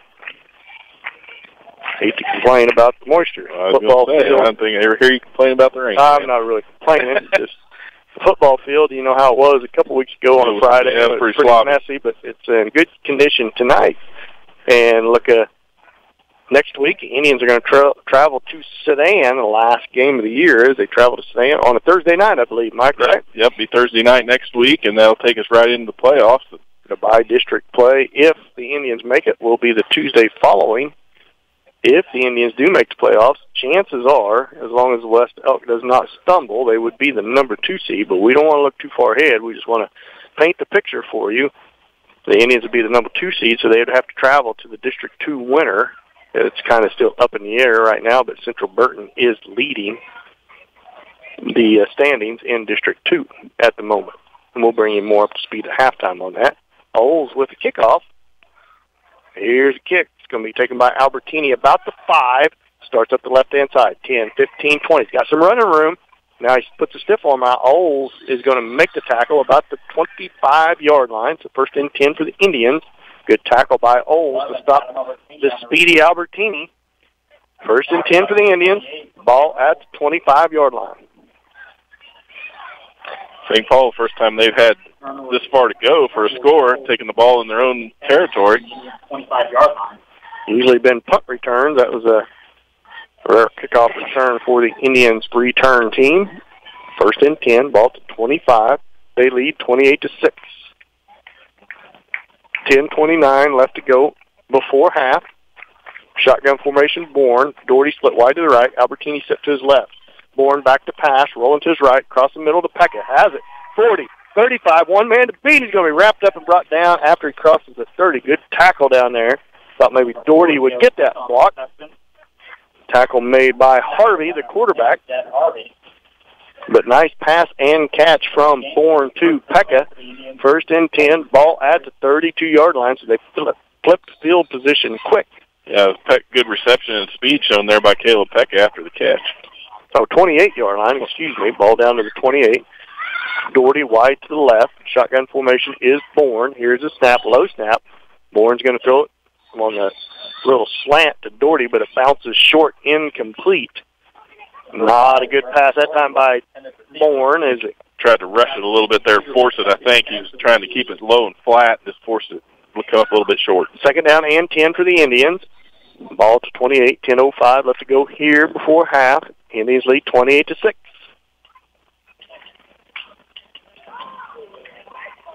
This time Albertini and Doherty splits wide to the right. Carlson is a single back set next to Bourne in the shotgun.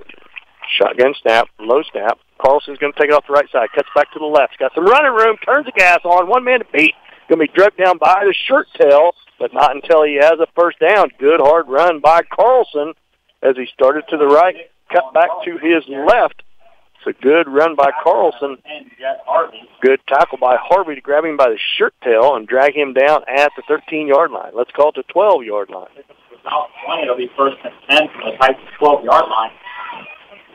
Carlson got out in the open space, turned on the jets, and Harvey just grabbed him by the coattail. Luckily, he got a handful of jersey. I formation, Carlson a fullback, Keaton Kennedy at tailback. Bourne up under center, handoff to Kennedy, right side, looking for some running room, cuts back to middle. Nice cut by Kennedy. Going to be knocked down across the 5, but good, hard run by Keaton Kennedy. Down to about the 4-yard line, so second down and short for the Indians at 4. Let's call it second down and 2. Kennedy made a nice cut back there, big number 69 for the Titans. That is Cooper Harrod was standing there waiting on him. Really, he put a shot on Keaton Kennedy there at the end of that run. Second down and 2, ball at the 4-yard line. Indians threatening, Bourne up under center, I formation, Carlson at fullback, Kennedy at tailback. Hand off to Kennedy, left-hand side, shoulder pads down, into the end zone, touchdown, Keaton Kennedy. 2 good hard runs by Keaton Kennedy. Started off by a nice run by Colin Carlson. 8:56 left to go before half, 34-6. Indians lead. Indians need to make sure they get their extra points here.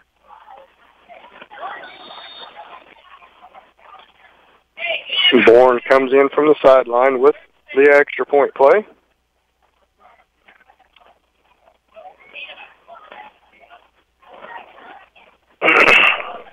Extra point pending. 34-6. Indians lead. Bourne up under center. Hand off to Carl. No, that's not Carlson. That's Anthony Albertini out of the fullback position. That was the old bridge play. There's Anthony Albertini coming in for fullback. So Albertini gets into the end zone. Extra point is good, 36-6. Seeing a few different looks here tonight with the run-stop defense put in. Colin Carlson playing a little bit of defensive end position. So Albertini comes off on senior night with a smile on his face, a little wry smile. Anthony will be the first one in senior night to admit that he's not the speediest devil in the world. But no, but I bet he's been planning that all week. The coach put that in. I'm surprised he didn't do some dance move or spike it or something. He has a good time playing. He's fun to watch. Guy works hard.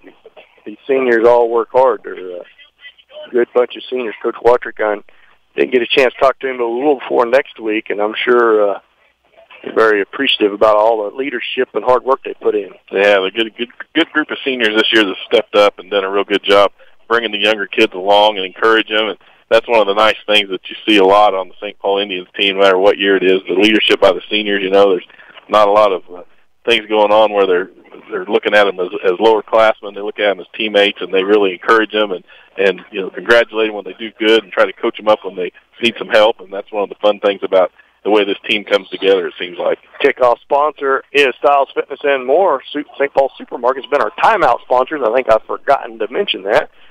Back into the end zone this time. This time Alejandro got all of it. Into the end zone it goes. Touchback. So Southern Coffee County will be first and 10 from their own 15-yard line. Alejandro was just able to kick it better to the west than he was to the east. 8:56 left to go in the second quarter, 36-6. Indians lead by 30. The first half, the Indians lead the Titans 36-6.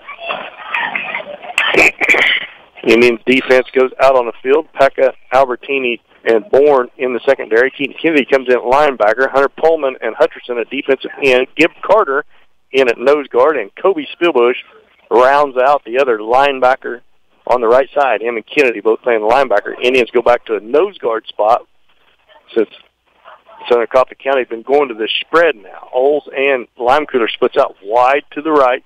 Harvey's going to keep it, or Gillis is going to keep it off the right side, looking for some running room, bottled up there, wrapped up, letting her go. And Hutcherson comes out of the pile with the football, and I have to admit, he about had to have that coming loose before they ever stopped the play. He come out of there a second before the whistle, or not a second before, but right when the whistle blew. No gain on the play. Second down and 10 for the Titans. As the play comes in, 8:25 left to go here before half, 36-6. Indians up by 30. Up to the line of scrimmage they come. Now they split. Now one receiver to the left and one right. Oles to the left. Lime Cooler to the right. Shotgun snap. Going to be a little Lime Cooler on the reception. Kobe missed the tackle, and Limecooler fighting hard for yardage. He's going to be close to a first down. He's going to be about a yard short, I believe. It's going to bring up third down and 1 on the ball now sets at the 24-yard line. You know, Harvey tackle by the Indians. Missed the tackle, and Harvey was looking at Limecooler before the ball was even snapped. I mean, it's pretty obvious that's where he was going. Look for the Indians secondary to jump one of these routes one of these times. Third down and short for Southern Coffee. 7:28 and running in the second quarter. Indians lead 36-6. Shotgun formation. Harvey Gillis is going to keep it off the right. Looking for some run room. Chop down. He's going to be short of the first down. It's going to bring up fourth down and 1 for Southern Coffee County. See what they elect to do here on 4th and 1. Tighten things back up in that run formation that they'd had earlier in the game. St. Paul defense just clogged it up in the middle. Didn't allow them anything. 4th and 1 for the Titans. 4th and 1. We assume that the Titans will go for it. The ball at their own 24-yard line, and they do line up. Got to give Carter in there playing nose guard now, bottling that middle up. Now there's a flag on the play. False start against Southern Coffee County. He's going to back him up. 5 yards, going to make it 4th and 6. So see if they go into punt formation now. So big false start call, illegal procedure on the Titans. Going to back him up 4th and 6 as Adam Albertini starts to back up into punt return formation, assuming that they will punt. But we will see here. Ball now sets at the 18-yard line. Clock stopped. 6:45 left to go in the second. 36-6. Indians up by 30.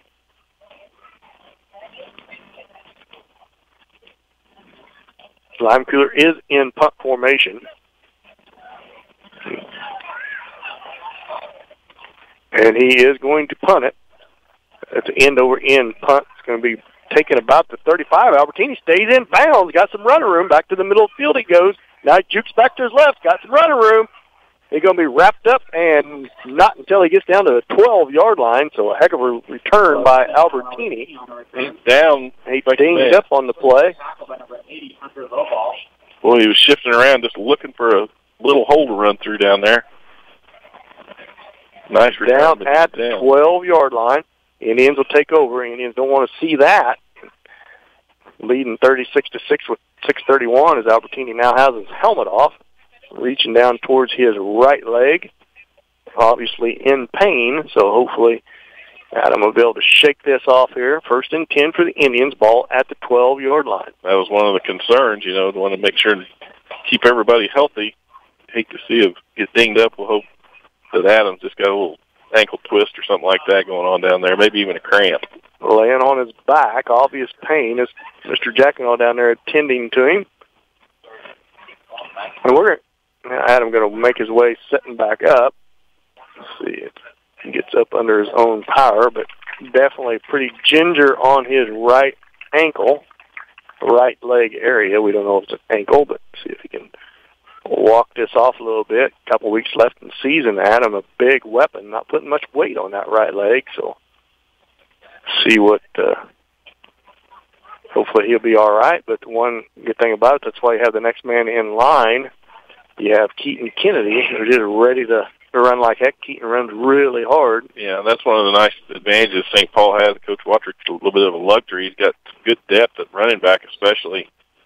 Keaton Kennedy able to step in there and not lose a lot of ground from what Adam provides. Wide to the left is Doherty. 1st and 10 for the Indians at their own 12. Born back to pass, and he's going to roll out to his left. Now he's going to roll back to his right, trying to fight defenders off, still looking to throw it. Throws it late to Pekka, and I think that's a catch. Did he catch it? And a touchdown. Good pass and catch. Wow. Made up, draw it in the sandbox kind of play. That was a backyard play, but it worked. And the play was supposed to go to the left, and Bourne had to roll all the way to his right. Pekka, being really heads up, come across the field from left to right, all the way across. So touchdown Indians, and it was a low pass. So Pekka really went down to make a good catch, and an extra point, 42-6 Indians lead. A lot of credit to Pekka on the catch, and a lot of credit to Braven Bourne to even be able to throw that pass. They had him kind of bound up over here on the near side. He rolled himself out, gave himself some room and some time, let Caleb Pekka come across and make a great catch. Getting an extra point here. split back formation, Carlson and Kennedy. Bourne up under center. Back to pass is Bourne, rolling to his right. Now throws across the middle, throws a bullet to Pekka. Extra point is good. 2-point conversion good. 44-6, Indians lead. We'll be back after this 30-second timeout. You're listening to St. Paul Indian football on Hot 105. Exchange Insurance Agency is a proud supporter of the St. Paul Indians. Give us a call, visit our website, or stop in to let us do the comparison shopping for you and get a free no-obligation quote. Offering all types of insurance, including auto, motorcycle, home, farm, crop, watercraft, life, and health, Medicare supplements, and all lines of commercial or business insurance. Serving the four-state area since 1964, Exchange Insurance in St. Paul is here to provide you with what you need, want, and should expect from your insurance agency. Let's get back to the game on your home for St. Paul Indian Sports, Hot 105. And that timeout brought to you by St. Paul Supermarket. Go to the local market for all your grocery needs. Seeing Adam, Mr. Jackanaw taping up Adam's ankle, right ankle, Mike, so a little tweak on his ankle. Hopefully not too bad of a tweak. Leading 44-6, so wouldn't be a bad idea to give him some rest. Probably won't see much more of Adam tonight. Who knows, though? Alejandro Mate with Styles Fitness and more kickoff, and here comes the boot.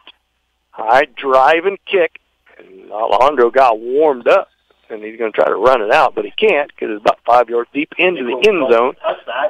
We're going to have to get Alejandro running around the block a couple times. That's right. Get his leg loose in that. 6:19 left to go in the first half. 44-6, Indians lead. First and 10 for Southern Coffee County. Start at their own 15-yard line. Been some penalties in this game, but it's been relatively, well, actually completely turnover-free. No turnovers by either team yet. Senior Joseph Hess comes in for Albertini. A little more size. It might be a little more easier for him to get in a little coverage. First and 10, Southern Coffee County from their own 15. Two receivers wide to the right is Ole and Limecooler. In the shotgun is Harvey. Shotgun snap, good snap. Dent in there. High pass over the head of Ole. Good pressure by Dent from the left defensive end position. Getting some subs in there is Pullman, Gibb Carter, Keaton Kennedy, Kobe Spillbush, Joseph Hess, Caleb Pekka, and Easton Dent and Braven Bourne in the game for the Indians on defense right now. Yeah, Indians get some of these young guys some experience here. That's an important part of the game, and Coach Wattrick does a good job taking advantage of that when he gets a lead. Tries to get those guys some varsity time out there on the field. That pays off in the long run. We've seen that for several years now. Second down and 10, ball at the 15. One receiver right and one left. Oles to the left. Limecooler to the right. Shotgun formations, Harvey. Handoff to Gillis. Easton Dent, nice job at him staying home. Comes around that end, wraps him up. Maybe a little bit of a loss on the play. No gain on the play. It's called third down and 11 is the ball back at the 14-yard line. Lost one of the third and 11. Southern Coffee County doing some work out there, trying to change things up and find something that'll work for them. They started out with the running game, went to the pass, the longer pass, then to the short pass, started splitting guys out both directions now and running a little play action, and they're just trying a little bit of everything, but a lot of credit to St. Paul's defense. They've been able to keep their eye on the ball and do a good job of making the adjustments and doing a real good job on defense tonight. Third down and 11, ball at the 14-yard line. Ole splits wide left, Limecooler wide right. Harvey single in the shotgun by himself, looking down the middle of the field, throws it deep for Oles, and Bourne turns around late, and, they're going to throw a flag late. And, I mean, it's like 2 seconds afterwards. Bourne was face guard. He did turn around at the end and knock it loose, although he was face guard, he didn't impede the runner. But they're going to call pass interference on. Well, the other thing, Dan, is that the flag came from the side judge, who was clear back by the line of scrimmage. The back judge was out there covering the reception and let it go as a good play, but the side judge threw the flag from way back down the field. All Bourne had to do was turn his shoulders and run with him and look back at the football, and they never would have been able to throw that flag. But he did have his hand up in the air. He never turned his head until the ball about got there, and then he knocked it down. But it's pass interference on the defense. A 10-yard penalty is going to get Southern Coffee County out of a third and 11 hole and going to have an automatic first down, first and 10, ball at the 29-yard line. One receiver right, one left. Oles to the left. Lime Cooler to the right. Here's the snap. Harvey back to pass. Looking to the left again across the middle. Almost picked off by Bourne. Good defense that time by Bourne. Knocks it down for Oles. It's going to be second down and 10. Pass was broken up by number 15, Braven Bourne. Gib Cartier, nose guard. Hunter Pullman, right defensive end. Easton Dent at left defensive end. Kennedy and Spillbush at the linebackers. Hess, Pekka, and Bourne at the D-back positions. Second down and 10 for Southern Coffee County. Ball sets at the 29-yard line. 5:09 left to go before half. 44-6. Indians lead. Oles to the left. Lime Cooler to the right. Harvey in the shotgun. Dent about jumped into the neutral zone. Going to try it out to the left. High over the head of Lime Cooler. Good coverage that time by Pekka. Number 32. Incomplete. Going to bring up third down and 10. Indians D-back doing a little better job tightening up on the defense here. On the third and 10. Yeah, pretty good coverage so far by Pekka and Bourne both. You know, they're playing aggressive and getting in there. It's just a key of timing and keeping your face towards the ball. Yeah, Hess falling back into the safety position, kind of playing center field, make sure no one gets behind him. Third and 10, ball to 29. Lime Cooler splits wide to the right. This time, Oles stays in there, so Lime Cooler the only set. Gillis setting the shotgun next to Harvey. Here comes the shotgun snap. Back to pass is Harvey. Across the middle, looking, and short, and falls incomplete. The pass intended for Oles. Going to bring up fourth and 10 from their own 29-yard line. The receiver. Pass is incomplete. That'll bring up fourth and 10 for the Titans. Keaton Kennedy, I think we'll probably see go back maybe to receive this punt. Fourth and 10, see what they elect to do from their own 29 with 5:01 left to go in the first half. 44-6 Indians lead. Looks like maybe Braven Bourne going to go back. Maybe do it, yep. But they're not going to return this one. Maybe they're going to let it. Nope, now they're going to drop Pekka back deep. Lime Cooler in punt formation. Here's a snap. Good punt, end over end punt, going to bounce out of bounds. Actually, not a good punt. Went out of bounds early. We'll see where they spot this at. Side judge walking down to the 37-yard line. So the poor punt that time, only a 14-yard punt as that ball went out of bounds quickly. A lot of air under it, but it went off the edge of his foot. First and 10 for the Indians from their own 37-yard line. Indians get a chance now.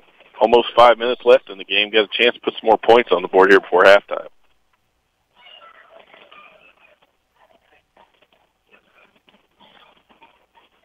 First and 10 for the Indians from their own 37-yard line. Doherty split wide to the left. Shotgun formation is Bourne. Kennedy to his left. Back to pass is Bourne. Rolls to his left. Looking for some runner. Back goes down. Now he's trying to make something out of nothing. He's going to be sacked for a 7-yard loss. Not much He put the ball on the ground there. I thought maybe they'd call him down when he stuck the ball on the ground to keep himself up. But it's going to bring second down and 15 for the Indians. Backed up now about the 30-yard line.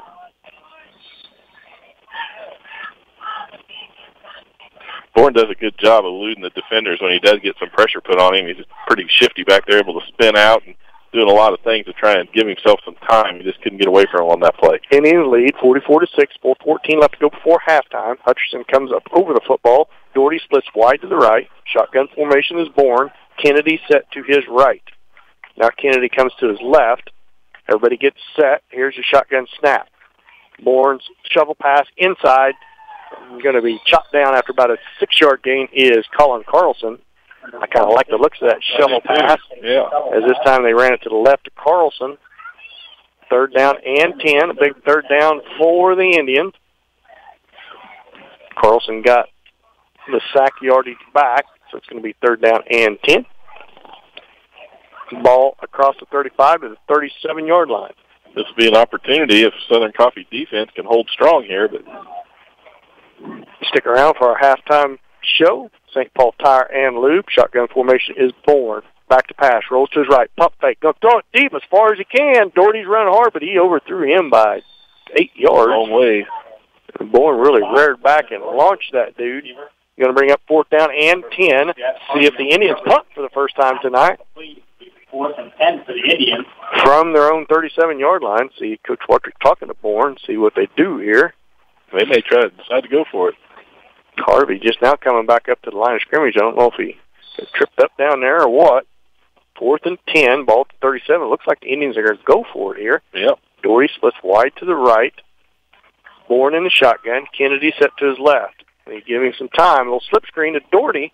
Doherty looking for some room, coming all the way back to the left-hand side. He's going to have to get his going, and he's going to be chopped down after about a 4-yard gain, well short of the first down. Doherty on the reception.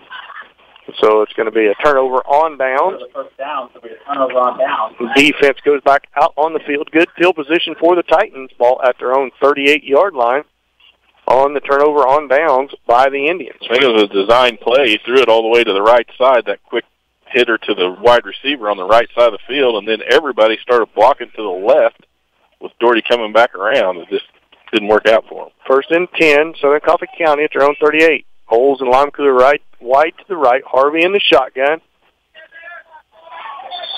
And everybody took off, or Oles and Lime Cooler took off way.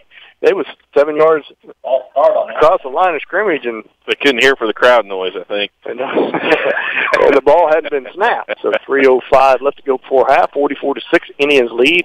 1st and 10 for Southern Coffee County. Going to make it 1st and 15. Now the ball back at the 33-yard line.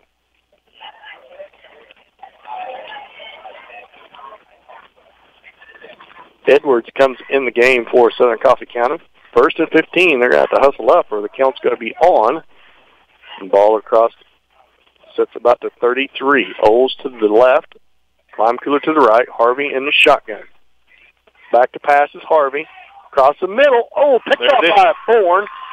40, 35, 30, turns the gas on, 25, 20, 15, 10, 5. Touch.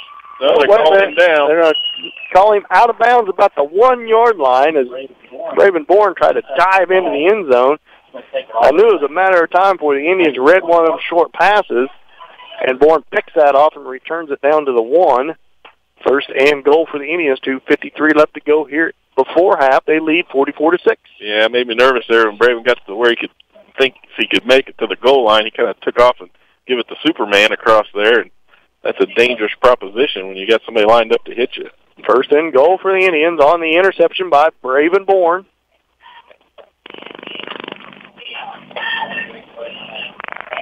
Looks like the ball about the 1.5-yard line, clear down on the west end of the field. Grant Hutcherson in the split-back formation next to Kennedy. This might be Hutcherson. It is Hutcherson on the carry off the right side. Leads his way into the end zone. Touchdown, Grant Hutcherson. He's going to get in for an Indian touchdown.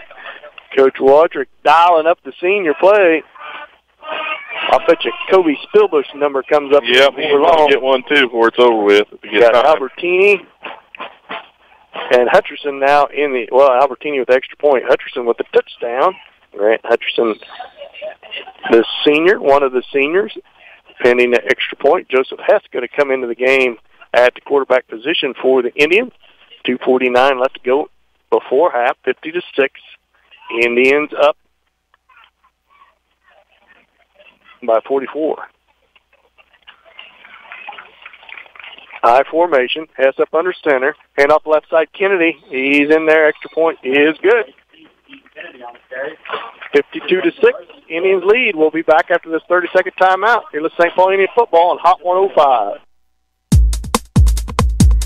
Farmers Bank is a full-service bank with small-town personal attention. They know you by name and are always glad to help you out. Offering 24-hour ATM and 3 banking locations in St. Paul, Walnut, and Hepler, Farmers Bank, member FDIC, is proud to help support the success that a small community can achieve with teamwork and determination.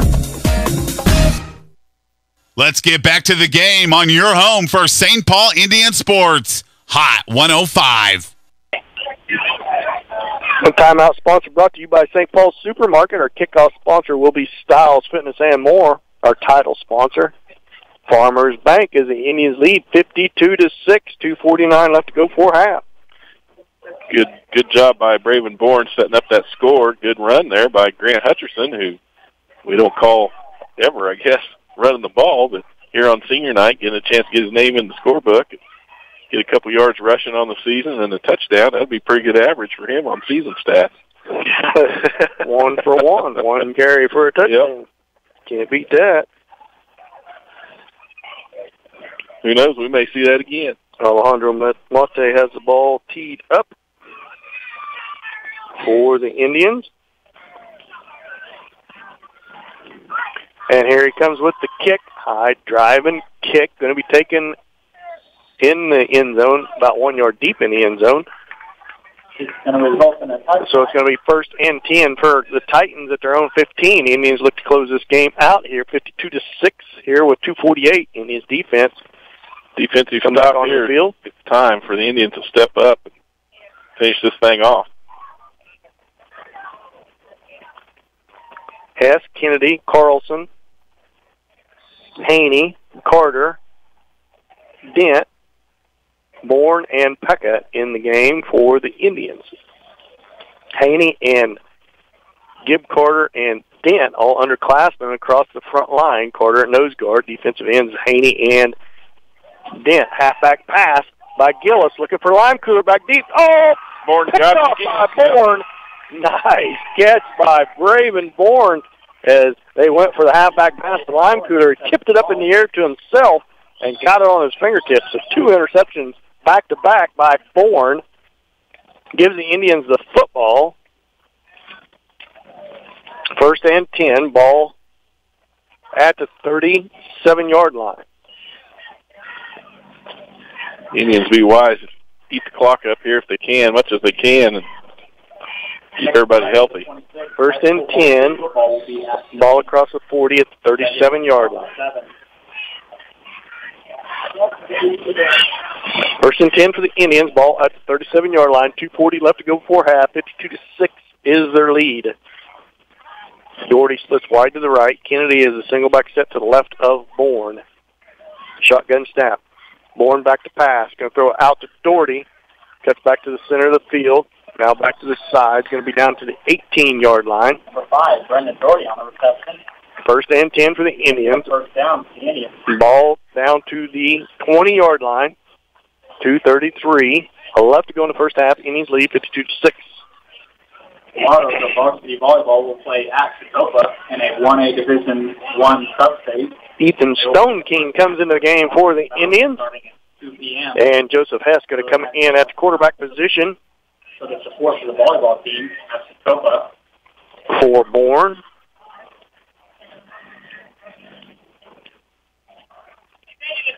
Pass up under center. Carlson and Kennedy in there, halfback and tailback, fullback and tailback. Kennedy gets the carry off the left-hand side. Hayden Smith comes into the game, as well as Justin Struthers. Yeah, for the Indians. Coach Walker getting the seniors out here on senior night, getting a little round of applause by the crowd. 2nd down and 6 for the Indians. There's a lot of subs looking at my program trying to get things straight here. Struthers and Kennedy. Kennedy with the ball, cuts back to the right. Oh, he's got some room. Now he cuts back to the flag, comes in late, and Kennedy's going to get in the end zone, but that's going to be negated. There's going to be a holding back here about the 20-yard line. Oops.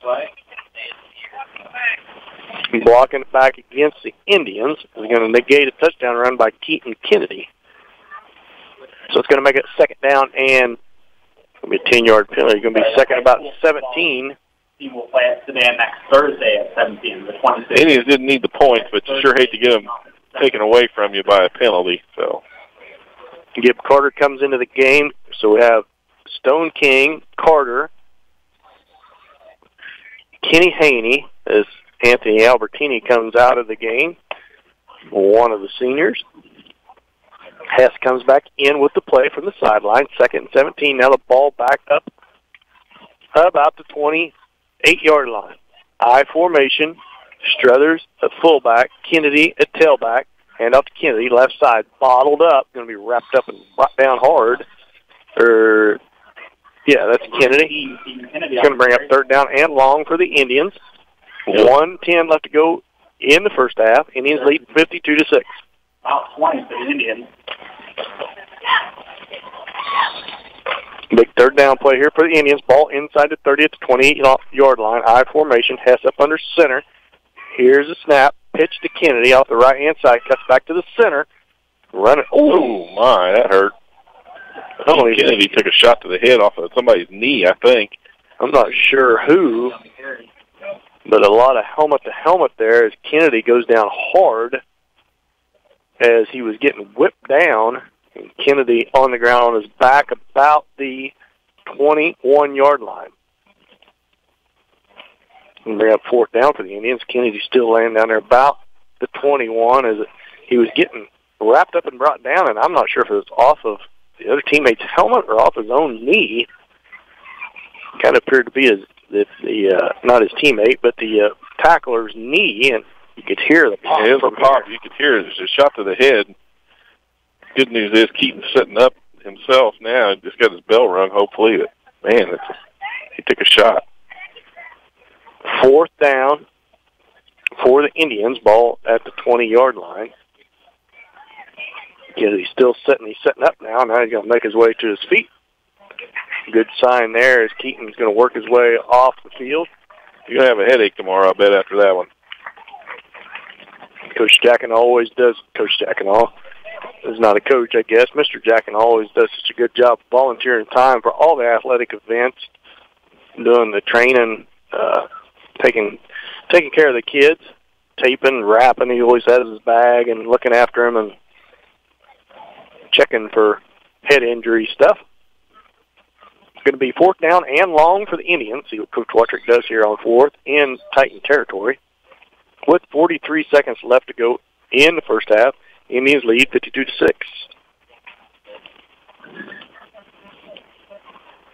If the Indians aren't able to get the first down here, Southern Coffee have a chance to get the ball back.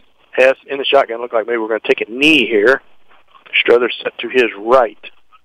Fourth down and 13. Shotgun snap. Nope. Hess going to throw it. Rolls out to his left. Now back to his right. Throw just wings it up in the air as far as he can throw it. It's going to be fall incomplete.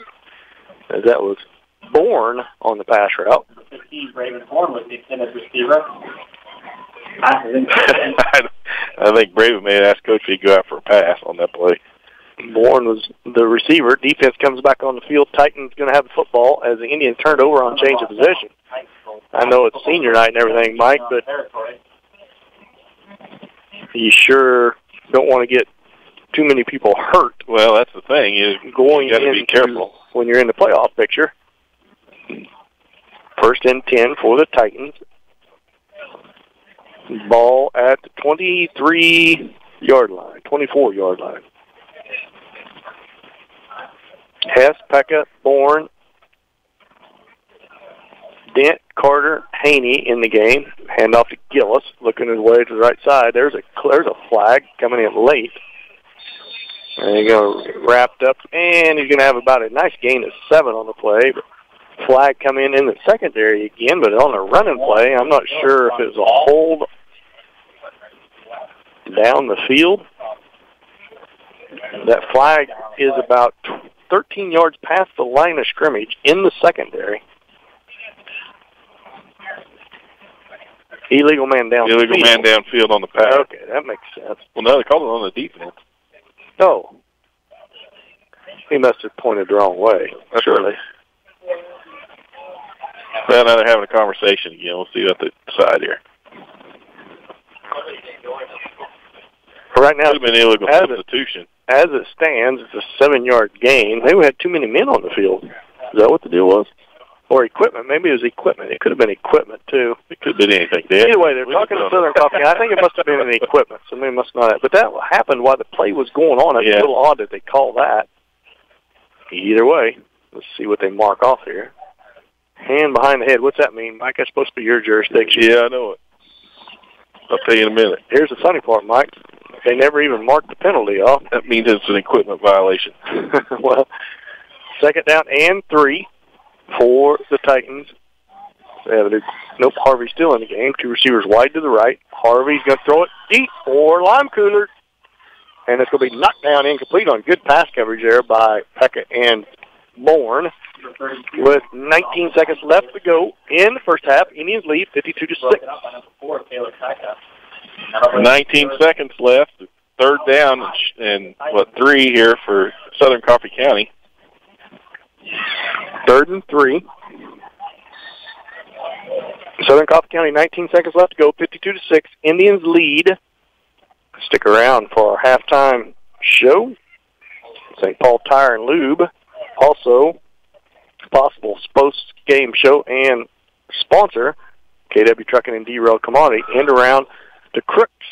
Crooks got some run room, tripped up. He's going to have a first down, but he crosses, nope, he does not. He crosses the 35 up to the 38-yard line, just short of midfield. Going to be 1st and 10 for the Titans with 13 seconds left to go. And now the clock winds, so we'll see if they get another play off. I don't think Southern Coffee County is going up the line of scrimmage. 5 seconds, and the clock's going to run out. And, folks, that's going to be the ball game. Final score, 52-6. Indians come out with a big victory at home here on senior night. Stick around for our halftime show brought to you by St. Paul Tire and Lube. We'll be back after this 1-minute timeout. You're listening to St. Paul Indian Football on Hot 105. The Exchange State Bank is proud to be a member of the St. Paul community. The Exchange State Bank has served the area since 1914 and is committed to go the distance for you. A full-service bank, they offer savings, checking accounts, loan certificates of deposit, and more.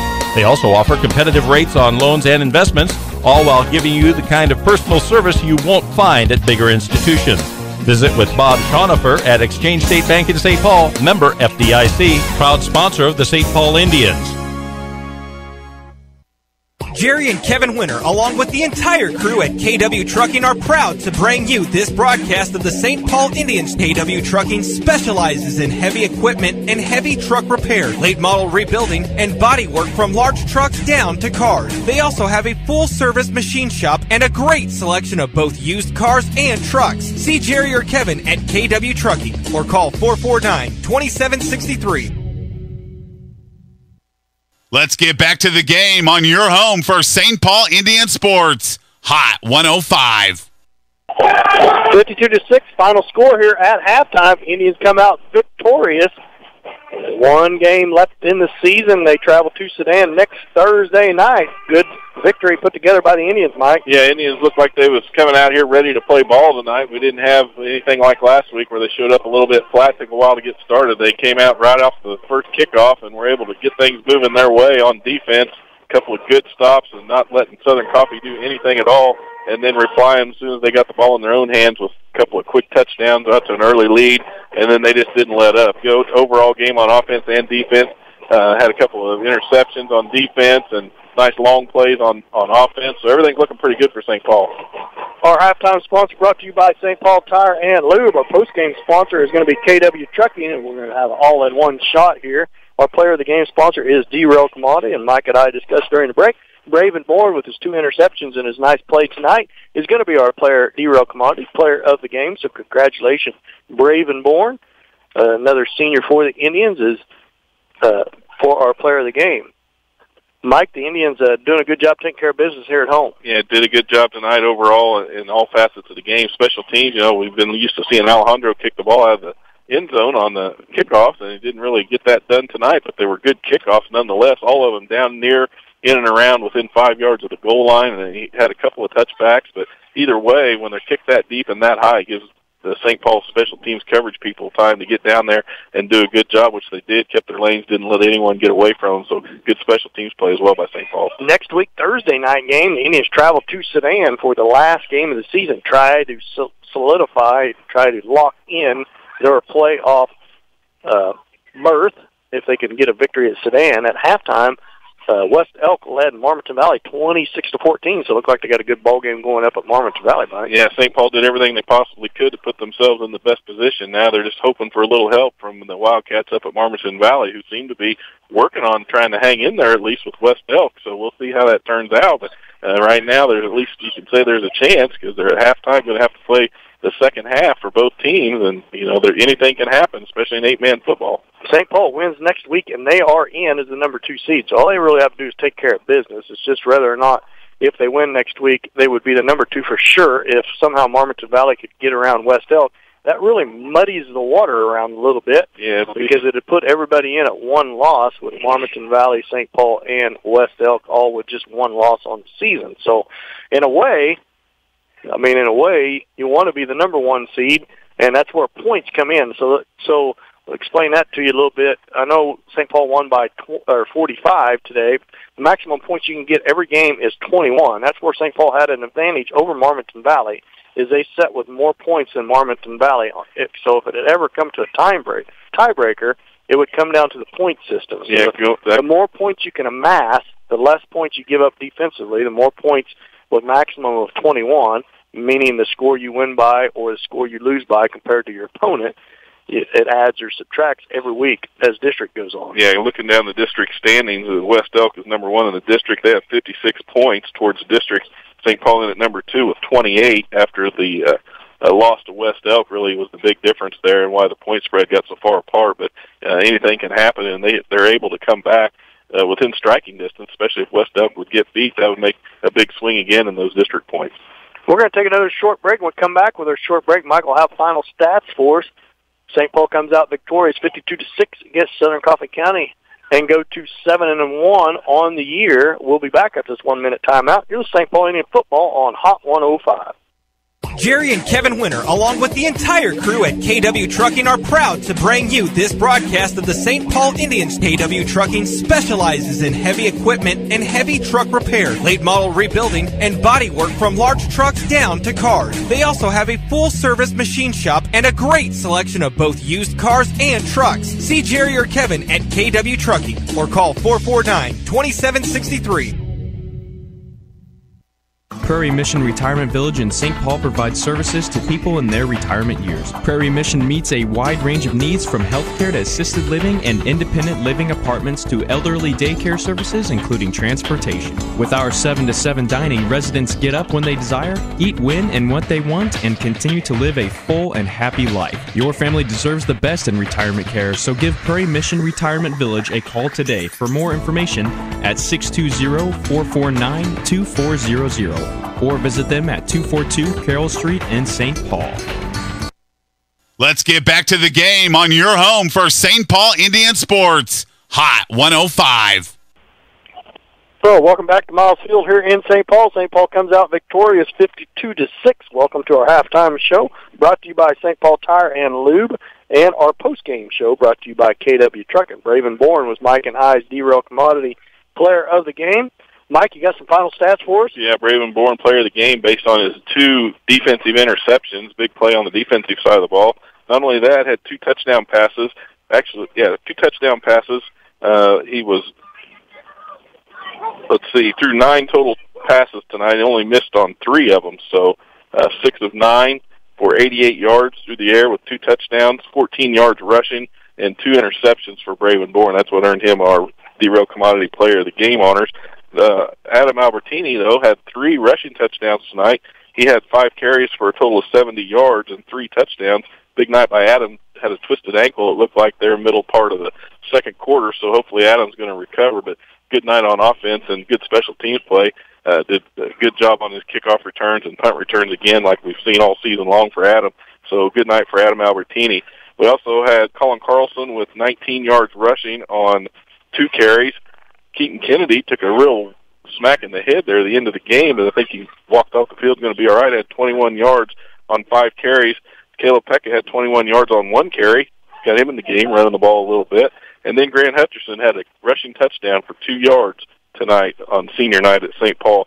On the receiving side of things, Caleb Pekka, 2 receptions for 12 yards and a touchdown. Brendan Doherty, 4 receptions for 46 yards and a touchdown. So senior night, a lot of the seniors got a chance to do some things. Anthony Albertini got in to run in an extra point, and had a lot of fun tonight on senior night. Just an overall good night for the Indians. And Grant Hutcherson with a touchdown run of his own. So Coach Wattrick being pretty creative, getting the seniors in there, getting them highlighted, and they deserve it after all the hard work over all the years to get to this point. And I'm sure they want to extend their season, so they'll be fired up, ready to play at Sedan next Thursday night. Mike and I wants to make sure you join us as it is a Thursday night game, as most games are next week, because the district play will be my district play after districts will start the following Tuesday.